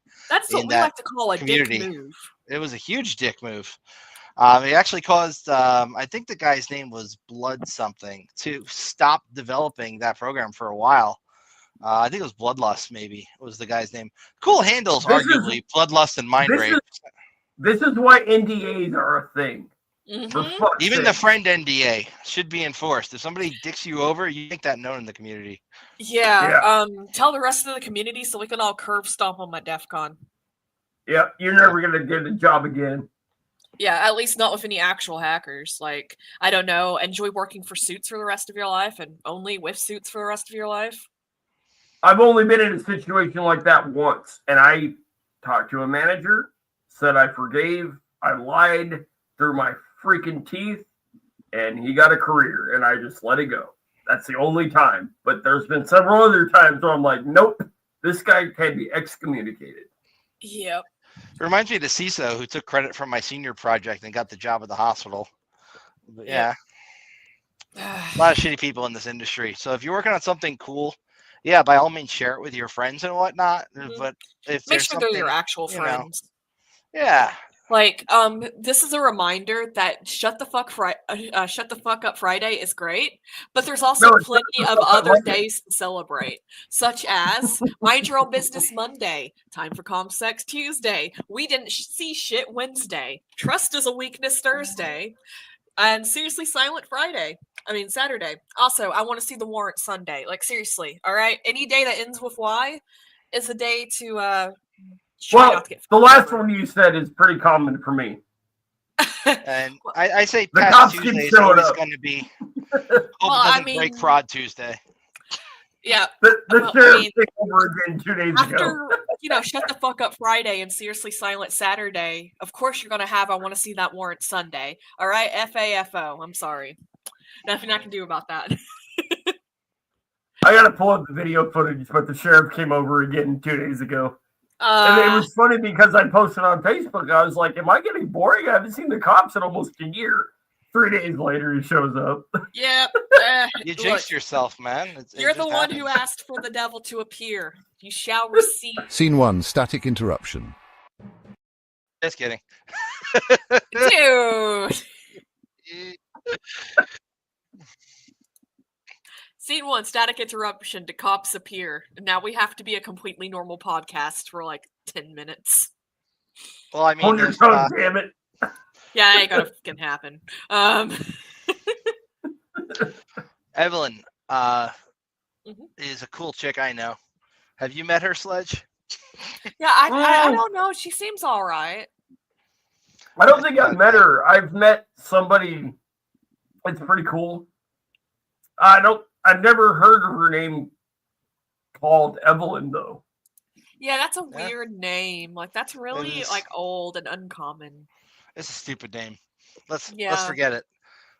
So let's give I lost my train of thought. Why don't you take it over there, Sledge? As I screw up and try to recover. There you go. Well, let's take it back to let's bitch about working in a corporate environment. No thanks. I mean, I don't have a job. My corporate job where I make money.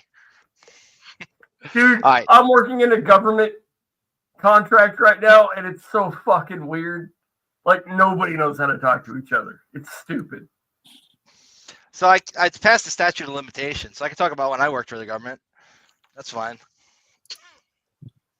Okay, go for it. Tell us about your FedLit days.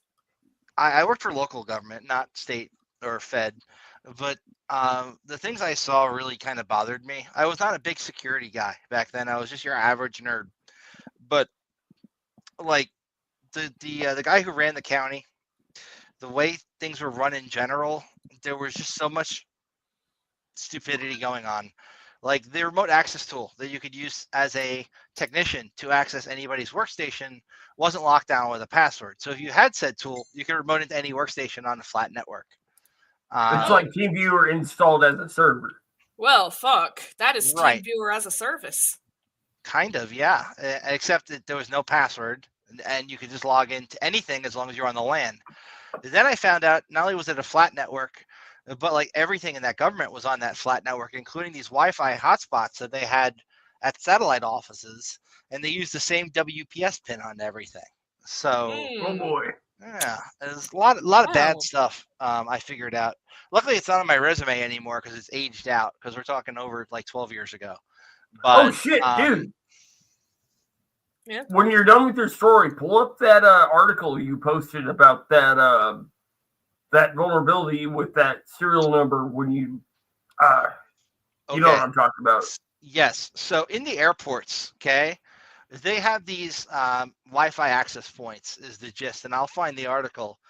But it's stupid how poorly secured they are, because they are broadcasting in the management frame the serial number for the device. And if you know the serial number for the device, you can log in at the manufacturer side and run arbitrary code on the devices is kind of the gist of it. But the way they figured it out was pretty cool, doing a firmware dump, looking at message queuing or a mosquito protocol, figuring all this stuff out.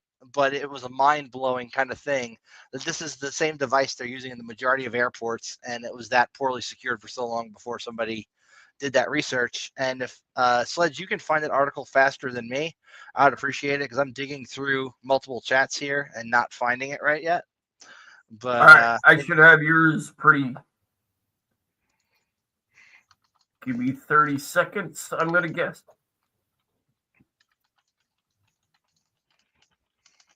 Shit, what chat did you put it in? That's the problem. We have too many chats. There's too many chats, and we'll never see it again. It has gone into the ether. So this was, let's see if I can find it by keyword in recent news. Nope. Nothing. Oh, that was Wall Street. That's different. Wrong chat. Blah, blah, blah, blah. Yeah, I can't find it right now. But I mean, I pretty good synopsis. And the gist of it was these security researchers were looking at the device. They looked at the firmware. They did more than just run strings on the firmware. They actually got a full dump of it. They went through it with a fine-tooth comb. They actually managed to unencrypt it. They saw that the way that these base stations to be remotely managed can talk back to their parent, like security operations center, was over a protocol called message queuing, TT, MQTT, Mosquito for short. They looked through the source code for Mosquito. They found the connection string. They then figured out that they could parse arbitrary commands into it. They told it to run nc tac-e netcat with tac-e bin bash, and then their IP address, which then spawned a reverse shell back to their device running as root on the device. That's just stupid. That's like the same exploit that Heartbleed, or the same payload Heartbleed used. Well, it's a very common payload. If the version of netcat that's on a device supports that tac-e flag, that's the easiest way to just get a shell from the damn thing. I mean, yeah, you could also do the bin bash shell, reverse shell trick, or any other number of ways of doing it depending on what's on the box. But if you're already on a box that's got netcat with it there, why not just use it as your payload? It makes more sense. Yep. It's like when I popped that freaking color changing light bulb that I used on an engagement once, I did the same thing. It was running RTOS, and it had a netcat binary on the thing. And it didn't have the tac-e. What I figured out is I could actually at runtime pull down from a precompiled version of netcat, and it would load it into the temp folder that had the tac-e command. And then boom, an instant shell. And then I'd use that to connect back to me, and then I'd netcat back through it. It was cool, man. And like there's a lot of cool research. Honestly, it wasn't my research, right? I read a paper on it, and I bought the same vulnerable device, which was still vulnerable nearly a year after reading the paper. And I just modified the payload that they used a little bit to work with what I wanted. It's like Your not research, groundbreaking. going in your toolbox is what's most important. I mean, having a light bulb that you can swap out on an engagement, and if you already know the Wi-Fi, that's the hard part, having to carry a socket with you so that you can modify your payload to incorporate the Wi-Fi access point. But you know what's funny? It's a really cool freaking way to have a shell. You just gave me a really good idea because I have a light bulb that is an access point that I could potentially during a physical install somewhere and get network access. That would be a neat idea. Never thought about that. You want to go with the really cheap Chinese ones by like Govee and other providers because they run that's what I have. stripped down. It's got like 4 megs of memory on the thing, and it's running RTOS. Yeah. It's literally, and there's a cool program you can pull down for some of these where it'll let you change the color of the light bulb from the command line rather than using their app. Those ones that have access to that program are the same ones that have this issue where you can pretty much compromise them and use them as pivot points. Now, arguably it's not an encrypted pivot, but it's still pretty cool. I've got the one from, what's his name? Sammy Kamkar, I think, the IoT exploitation kit. That light bulb is so vulnerable, it's stupid. You can see the password in Wireshark. I have to wonder if this will work. Hey, Alexa, turn all lighting to pink. Your lighting is now pink. I'm just looking behind Sludge, and I'm like, well, that was good timing. It would No. I don't have any of that stuff installed. Well, thank I just have these cool LED strips. I do love me some cool LED strips. Yeah, what you got to do is, hey, Alexa, turn off all devices in all rooms. That does work. Anyhow, as far as other cool things that Kamkar did, one, if you don't know who Sammy Kamkar is, he did the MySpace worm back in the day and has done groundbreaking security research ever since then. One of my favorite projects he did modify the code so it wouldn't work that he published, but it's really trivial if you even know how to code at all, how to fix that. It is Open Sesame, and if you can still find one of those old school IME devices, it'll literally, you flash this on there after you fix it, and it's really not that hard of a fix. It's on like line 162. Then you go and you have this device and you go to a residential neighborhood and you push the button and all the garage doors near you will open. This is freaking great. It's called Open Sesame. I love that. I lost the sledge. Do I still have the alt key? Yep, I'm right here. You still have me. I'm trying to find a book, damn it. A book? What kind of book? I was trying to make sure I got the name right. I didn't want to misspeak. But now I can't find it. Oh, no. Can you find your cat? I like cats. They're cute. Oh, well. It's the IoT exploitation kit. If anybody wants to look it up, it's pretty cool. Yeah. I mean, Sammy does good work. The guys. I can't remember if that was Sammy or not, though. Might have been. I'm not sure.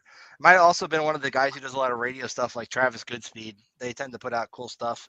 And I have a broken leg, so I'm literally crawling around the ground right now. When are we gonna get Drew back on? Because like he's really great with that kind of thing.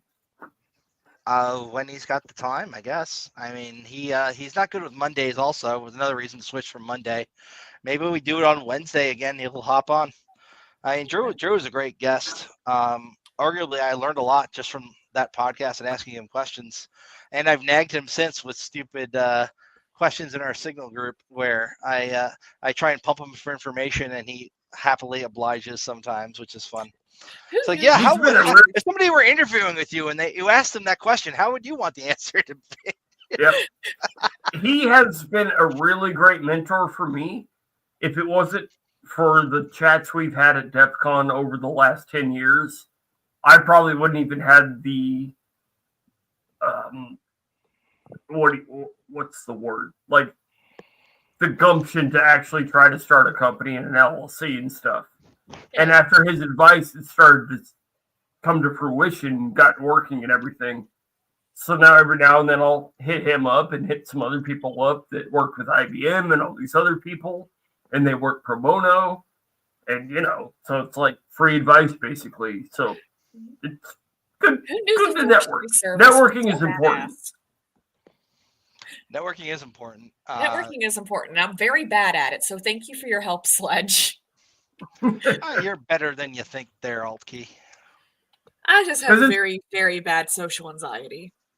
You can Google how to do something and you start doing it, and there's this one small little thing that you can't figure out. And then it's like, I should probably ask somebody about this. And then Drew and some of other people out there are good to reach out to. What should I do with a box full of IR LEDs? Give them to me. So you can fuck with the traffic lights? Yes. I was thinking of making some hats and just like having some IR LEDs embedded in them. Oh, no, man. No, dude. Do what the cops do. Turn the traffic lights green. I mean, an array of these would probably do the job. I mean, nothing. We totally are not serious. This is definitely just Hollywood hacker drama. Hackers aren't real. Why are you watching this? /S. /S. They should incorporate actual emoticons into regular language, I think. So you know what people, winky smiley face at the end of sentence. Oh yeah, I'd be that person. Notice the kitty face. Hey, remember these? I want to get one of these working again. Oh wait, that? I never broke. How did you? Oh shit! I actually have a couple of those. That's burners. Let me see if I got a couple of them. They're fun. They don't work anymore. Like let you connect these, but it'd be cool if we can working again. All right, I've got 3 of these guys, and I'm not going to say what country it came from or who bought it for me, but it was in cash. So these are my burners if I ever need one. Oh, yeah, burners are fun to have in case you ever need them. Well, I can basically guarantee you none of those came from the Middle East. Don't ask me how I know. You're a burner. It was totally the Middle East. But wait, it hasn't gone boom skis. I gotta get some of these old ones back up. I gotta find a working FRP bypass for like 2 of these. They're fun though. Ooh, the post-market phone's good. I gotta freaking do something with this. What's a cool project for these nowadays? I heard one where you can essentially spoof a SIM, but outside of that, I haven't seen any cool projects lately for these. Well, shit, just run Doom on it and call it a day. I mean, that's kind of trivial. Doom runs on freaking a lot of shit. I gotta find a project for this. I got too much hardware laying around that I have not done projects. I gotta start freaking getting back to that. You think Callie would run on that thing? Yeah. Post-market OS. This one is I think 4 gigs of RAM. I mean, this will run Kali. Oh, There's yeah, actually a Kali. This is one of the supported devices for the NetHunter. Just do that. That'd be cool. In fact, it might actually already be running that if memory serves. I'm pretty sure if I boot off the SD card, it's going to boot into a pretty outdated version of Kali at this point. I've never actually tried the cell phone versions of Kali, like NetHunter and shit. So, personal opinion, because NetHunter, I used it a lot when I was younger because teenage girl. No one's ever gonna judge a teenage girl for being on their phone. So I just walk into places, sit down, act like I was your average teenage idiot, and dug into my phone to the point where you can't remove it, and just hack the planet, and then walk on out while I watched the nearest guy with a laptop get blamed. 10 out of 10 would definitely social engineer again, but NetHunter was only really good back when it had the dedicated blobs for the Wi-Fi, which it really doesn't have that capability anymore. There's another alternative tool. You have to have your phone rooted, but it's called Z-Anti. And it's basically Nmap for Wi-Fi. I was about to say, you're going to have your phone rooted anyway. Yeah. Like, they're going to tell you, no, you don't. You can run this and root. But if you want anything even remotely useful, root your damn phone. Like, the Wi-Fi drivers are generally the issue with the phones. If you don't want to use an external card, finding one that has support for both monitor and injection is really difficult. Not many phones are running like RT2800 or an Atheros chipset. There are a few, mind you. There's this cheap Chinese phone my friend who's a developer showed me that had a brick that was so heavy that when he was on his phone, like looking at it like this, he dropped it once and he gave himself a black eye.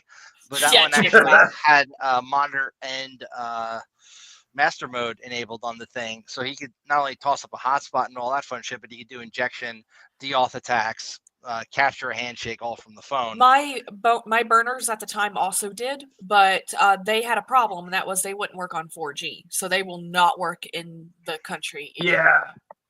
Most So of them just are get one that 3G works these well days. for injection, and just tether that shit to your regular phone over Bluetooth, so you're not occupying the Wi-Fi. Right. And just It do a just Bluetooth tunnel. that sadly adds a little bit of plausible deniability issue of their why do you have two phones, which is why I prefer boy. the phone I could mainline. It's a Son of a work phone. bitch. If Drew It's for was work, on here right now, he would school us. Because he gave a whole talk about 4G, 5G, 3G, and he called it, look at my back end. Gave a I do want to look at his back end. That I was mean, the name of his talk at Black Hat. Look it up. Oh, I thought that was for our only phones. My bad. But yeah, no, we need to get Drew on here for this topic. Let's save that one, let's vlog that one for Drew later. Like, it's funny because me and him in his Black Hat talk, we were playing around with his Faraday cage, and my phone is on his presentation on the YouTube video because we were spoofing 911 in a Faraday cage. So it was legal. Nothing was going out. You know, I hate to I say could it. talk more about this, but I'm not going to say any more about it. But there's Let's a just get reason Drew we on ended here. up with a Faraday cage. Yeah. Some FRP bypasses. The feature you need to do is call 911, and that's a way to get back into a locked phone, like carrier locked. Yeah. The idea behind our project was spoofing 911, texting everybody in the area saying the building's on fire, get out, and they just walk in. That would be really, really evil, especially if you screw. But that also generates so much heat, though. Like, you'd need an airlift out of there. Yeah. Remember when somebody replayed the EAS tones on a radio and it got picked up by multiple stations? And then, yeah.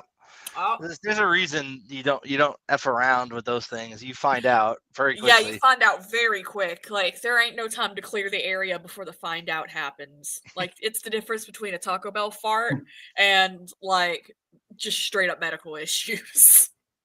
So many stories that I don't think I can talk about. But Same. I'm like, can y'all stop tempting me on these? Have you guys ever heard Jim Brewer's routine called Long Live Paint?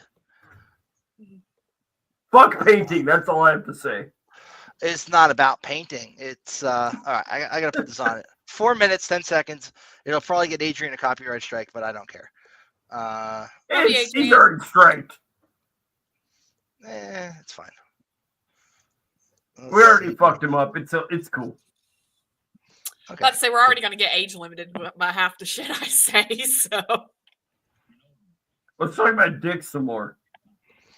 I think I got it. So hit present. Oh, look at it. He automatically figured that one out. Like, second we were like, oh, let's make it dirty. He's like, nope. Okay, I fixed it.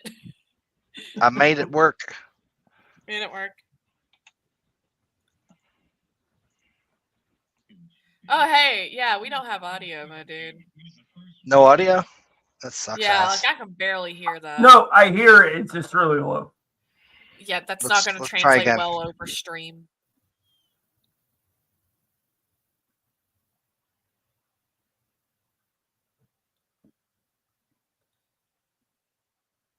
You guys able to hear that at all, or is it just shit? It's too low, dude. Shit. It's not going to go Lame. over well. Maybe next time. Actually, it's not even playing. I think your connection's fucking up again. Have you tried rolling your own VPN? You.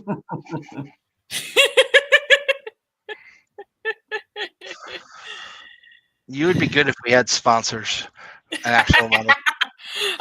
It's like, Like we're ever going to away. get a sponsor. we'll call it Mr. Segway over here. Yeah, the only thing that would fucking sponsor us is an all expenses paid trip to get. Oh, there we go. Full screen it, turn the volume up. Dude, that is the volume up. No, hold on. I heard it until he full screened it. Now I don't hear it. That was weird. Yeah, this ain't gonna work. But now we have a segue to our sponsor, Gitmo. You want to know what else doesn't work? So, Your ass so and hold Gitmo. on. Hey, send me that link. Let me try sharing it from my side.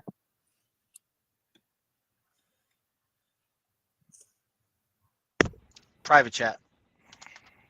Yep. Private chat. Yeehaw. Y'all motherfuckers don't get to see.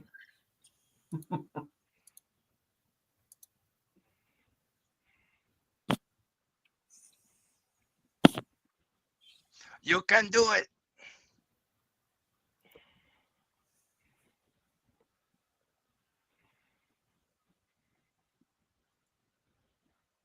Waiting.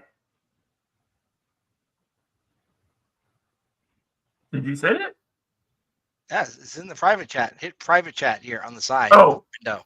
Oh, you're on this chat. Okay, I was looking at Signal. That's not a private chat. That's a Signal chat. And that's something we're probably going to have to say in a few months when Signal gets popped officially. Mm-hmm. When somebody says private chat, I think instantly Signal. As you should, as a good hacker man. Right. Let's hurry up. Let's hope they get Vela chat like running like pronto, like for realsies, y'all. Oh boy. Now my bandwidth is. Oh God, nuts. Sledge, you're frozen. Yeah, my bandwidth is screwing up right now. Well, check it. Havoc. You can just take your camera off here. Boosh. There you go. Now play it. No, he's gone. He's I'm still here. Oh, he's back. Okay. But now he's over there, which is actually kind of funny. Him? Did you hack his shit? No, but now that he's over there, I can do this. Oh. Remind me how to share. Remind me how to share a Hit the screen present button on the bottom middle, and then select a tab. And also, fuck you for that. I mean, that's just kinky. Would you like this one? There you go. There you go. Also, I hope your website's still doing well, Sledge. I don't know. I haven't looked at it in a while. Well, nor have I. Let's just do a fucking window and call it a day. Let's do this window. If you share an entire window instead of a screen, you'll have no audio. You go present. Oh, is that true? Share screen. Then you click How window. many hackers does it take to share a fucking Click screen? Chrome tab Right. and just select the damn Chrome tab. That should work fine. All right, hang on. It's just a Facebook link, so have it up in the browser. It's gonna be this, and then I'm going to do this, and it should be this. Let's see how this works. I might fail. Let's see. Give it a shot. Infinitum. You hard failed because you shared your entire freaking thing instead of a Chrome tab. Hard fail there, Sledge. Hard fail. Click present again. Then click screen share. Then click Chrome tab and just select that tab. Holy tab Amongst your molies, thousands of tab molies. Fucking Dude, I even cleaned it out. I ran out of RAM today, and I cleaned out like 300 tabs. How much fucking Did RAM you do you download have? more RAM, Sledge? I love that website, dude. If anybody's listening, go to downloadmoreram.com. It's awesome. And sometimes you can't actually trust Sledge on these things. Oh, you can always trust Sledge. He'll just bring the hammer on you. I hit the wrong button. I was trying to take your thing down, but I took Alt key down instead. Hey! So look. Yeah. Let's see everything on your computer. That's good. Hopefully you don't have any passwords present. Stop I mean, I share. don't give a fuck. Stop share. Good. Now hit present again. This time, when it says share screen, you're gonna see that Chrome tab area. Pick that one tab for the thing you want to share. I do not see anything that you're describing. Scroll. It's should say choose what to share with StreamYard.com. This site will be able to see the contents of your screen. On the left, you have Chrome tab. In the middle, you have window. On the far side, you have entire screen. Then there's a little thing at the bottom that says also share tab audio. Make sure that is clicked. I don't see what you're talking about. I see when I click present, I see share screen, image file, video file, camera, PDFs. Wow. What are you using, a Mac? No.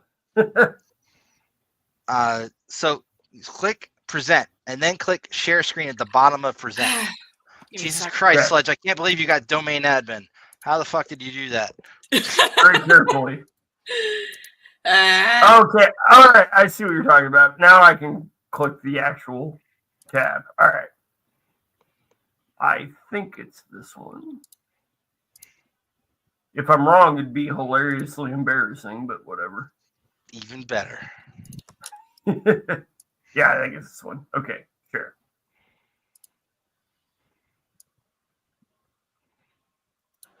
You tell me I can. Is that working?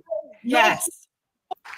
So I would call all these other departments and drive them nuts. So this one day, I'm in the hardware department, next department over, and I'm reading about Muammar Gaddafi. In the 80s, he was huge. Big. He was a rock star in the 80s. He was the first one that was like, I do not fear America. You tell me I can no fly zone? You send your military here, you have, I'll shoot you down. I'll shoot you down. It was intense. So, we were like, did he just say he's going to shoot us down? Send a plane. So we sent an Air Force there, and he shot missiles at a U.S. Air Force. He missed. Everyone he missed. And then we bombed his tent. I'm not even trying to be funny. It was a tent, and that's what we bombed. And we missed him.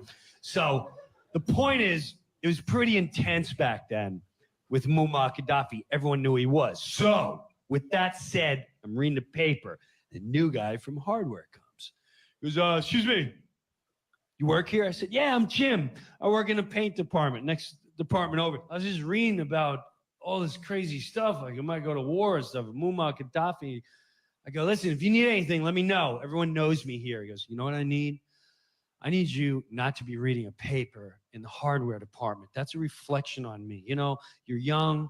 All you guys are young, and you don't realize that some people, you need to respect the job you work at. I know everything about the craftsman tools. I know everything about the different size of the hammers. And I'm here to help people. You understand? That's what you're really getting paid to do, to help people. So if you work in paint, you can do it for me. Please go back to paint. And it froze. Wow, you're serious, huh? You know, Still working for me, right? Because and they give you a salary, and you should respect that. There we go. You're right. So I'm hot-headed, and I go to paint department, and my friend's like, "What's big doofy kids? What's the matter?" So the new guy kicked me out. He said he knows everything about craftsman tools, and I shouldn't be reading the paper and the hammer, so blah blah blah. He goes, give him a call. He doesn't know you're the call guy. He doesn't know you're a clown. Give him a call. So I'm going to call him. I said, what? He goes, what are you doing? So I was reading the paper about Muammar Gaddafi. He goes, call us Muammar Gaddafi. I said, that's so stupid, but we'll do it anyway. My hand to God, I'm not even going to exaggerate. I'm not even going to exaggerate this. He's about 50 feet from me. 50 feet. Not yards, feet. I can see him. I hear the phone ringing. I'm not even hiding completely behind the register. My head's sticking up. And this guy's in full view going, here he comes. He's answering. So the guy picks up the phone and he goes, hello, this is Greg. Sears Hardware, Valley Stream, New York. How may I help you? Hand to God. I go, hello.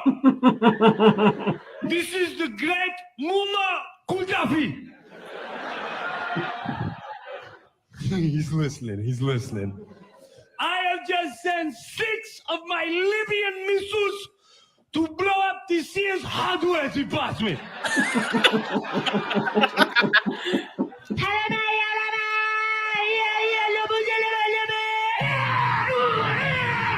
You have 20 minutes to evacuate all of the craftsman tools Scherz was already dead anyways. And all of the hammers and the people of the hardware. As long as I am the great Muammar Gaddafi, you remember this, my hardware friend. Long live paint!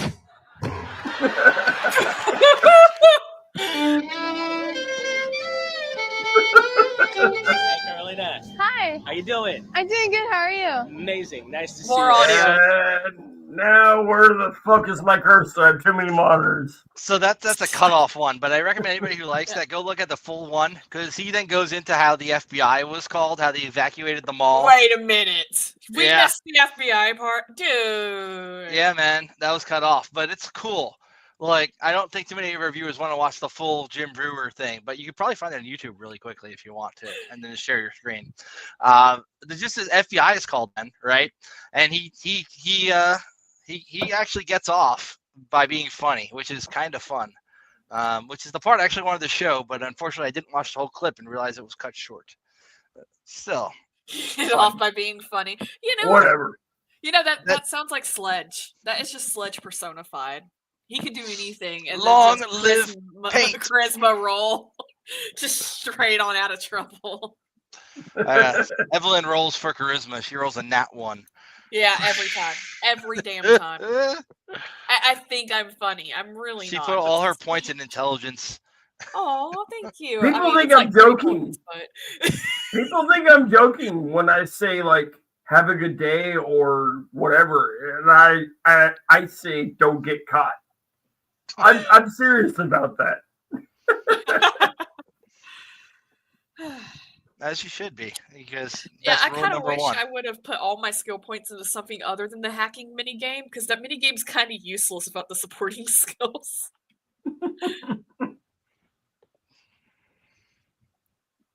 The dual core song, the 10 hack commandments. If you could pull that up and play that, that's some good advice for the noobs who might be watching. Oh shit! Can you pull up that Sonu? Sonu? I don't even know how the fuck you pronounce that. Go ahead and Sonu real Sonu, quick. you want me to pull up Sonu? You're at 2 hours. Yeah, that 16. prompt that I gave you. I'm gonna have to go here shortly because. No, hang on. This should be hilarious. Okay. You have the team sound for me. I need that as like an MP3 or wave. Can it not pull it, or is that copyright? I mean, it It's can inject Microsoft. it in there, but I don't have it. I gotta like upload it in there. Teams audio, sound, call. Maybe I can find. Let's just type that in there. All these are. It's like I was hoping you could just copy and paste what I sent you, and hopefully that would be a good prompt. I can if I actually have the sound. Otherwise, it's gonna wing it and it's gonna get it bad. That's okay. Even Microsoft wing Teams it would be funny. ringtone free. Here we go. Is this it? That's it. Yeah, there we go. Can You barely really want hear it? it, but I can hear it. Yep. That's the sound. Gotta give someone in the audience PTSD. It's supposed to be a what's hardcore wrong? deathcore fucking throw down mosh pit. Sledge, Song, you do but- not need to be in another pit. Yeah. Well, I gotta let one bone heal before I break another. Right. All right, there, Sledge. I'm gonna pull up your prompt there. I've got a buddy that busted his arm over somebody's head, and we fixed his arm up with plaster of Paris in our kitchen. Again, checks out, especially with American healthcare. Checks out, but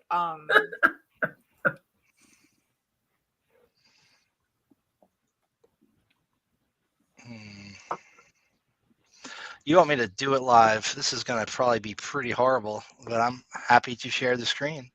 fuck it, we do it live. Hey, Fucking it's still fun. fun. So this is Suno. This is what I use to make some music every now and then. It is AI bullshit, but I like it. It works well for me. It So is a let's lot take of fun, Sledge's man. prompt here, and let's go and paste in what. Ooh, that is not at all what Sledge gave me. That is some nonsense. How is that still on the keyboard? Opsuck. And that was not work nonsense, but still nonsense. Okay, your prompt here is write a song in genre of deathcore about working in a shitty office with the breakdown song being the team's ringtone. All right, grab it, paste it. So I need to actually not style of music, persona. Let's use the nerdcore persona that I made here. No, just let it. Sledge I mean, that's the voice from our shit, but okay. Sledge wants metal, dude. Just use that prompt. It worked. I made it happy strong. That's why I ran out of credits. It worked. Okay. There you go. That's what you might do, and I add the audio to it. Unshare the screen so nobody sees all my freaking uploads folder shit. I think Microsoft Teams is going to trigger a copyright, though, so that's going to be interesting. Yeah, it probably is. But then again, I'm just going to hit create from your thing here. And I doubt it's going to work because it's not going to get that sound, but we'll see. And share screen. Let's see how it does.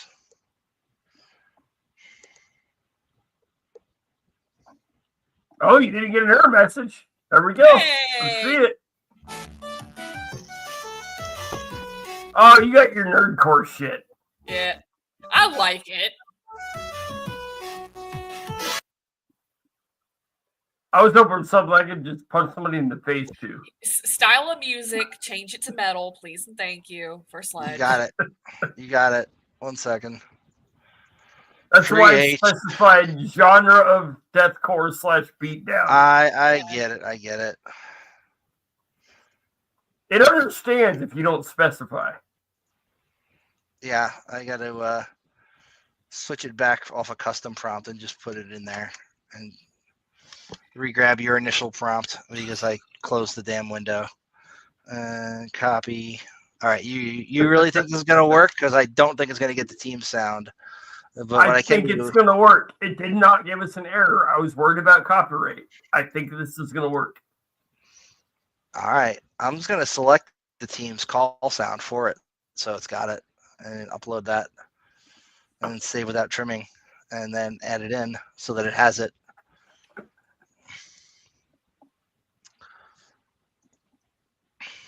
And it's uploading and it'll be there shortly. And reshare the damn screen because I don't want everybody to see my damn stuff there. Okay. It's uploaded and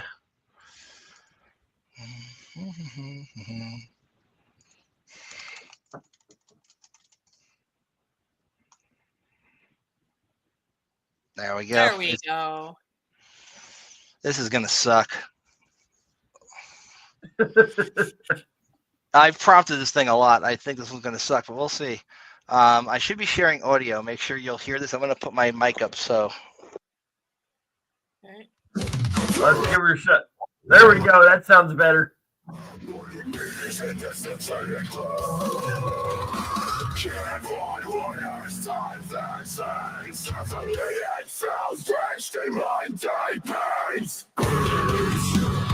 Yeah, this checks out.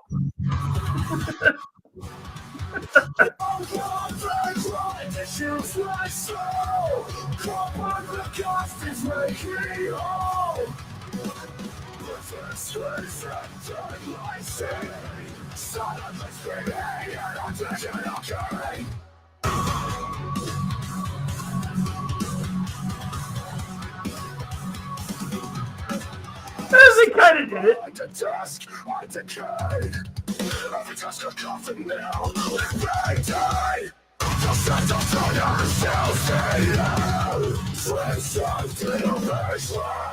Oh, the grind issues my soul. Don't work the coffins make me whole. Lost in screams and dead like stain. Silently screaming out of digital cane. Station behind the desk, I decay. Every task a coffin nail and payday. The scent of donor fills the air. We're trapped in a bench.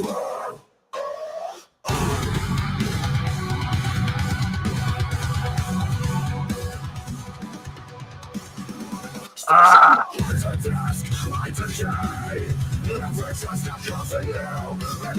It's already gone over the place where it would have the team's ringtone. my Yeah, friend. it kind of worked. It tried Yeah. to work. I mean, it did better than I using- thought it would. It was using tablatures and not just the tone.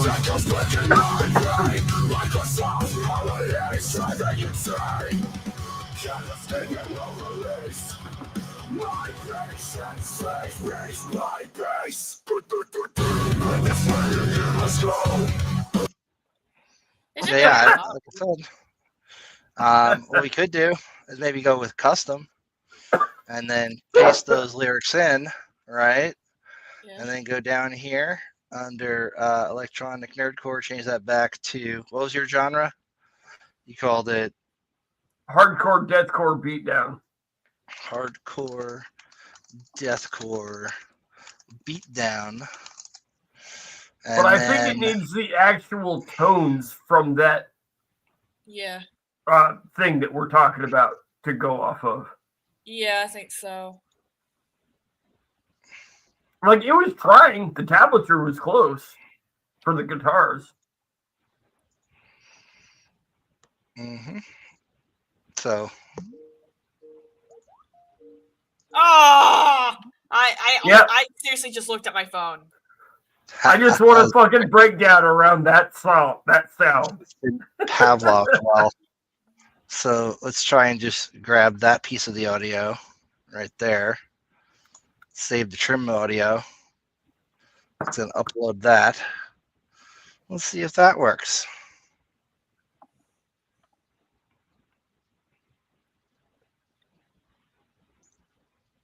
If this works, let's start a band.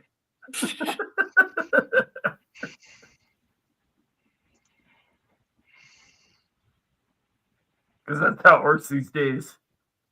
Is it? I was unaware. Pretty much. I'm in the music scene, and a lot of people get shamed because all their shit is AI.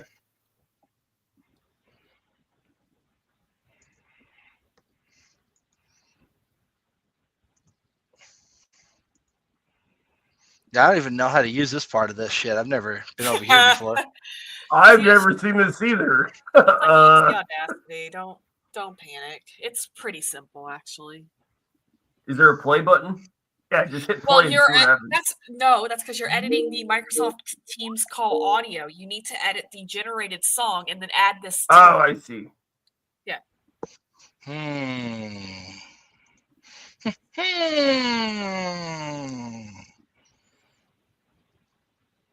We'll edit this one then.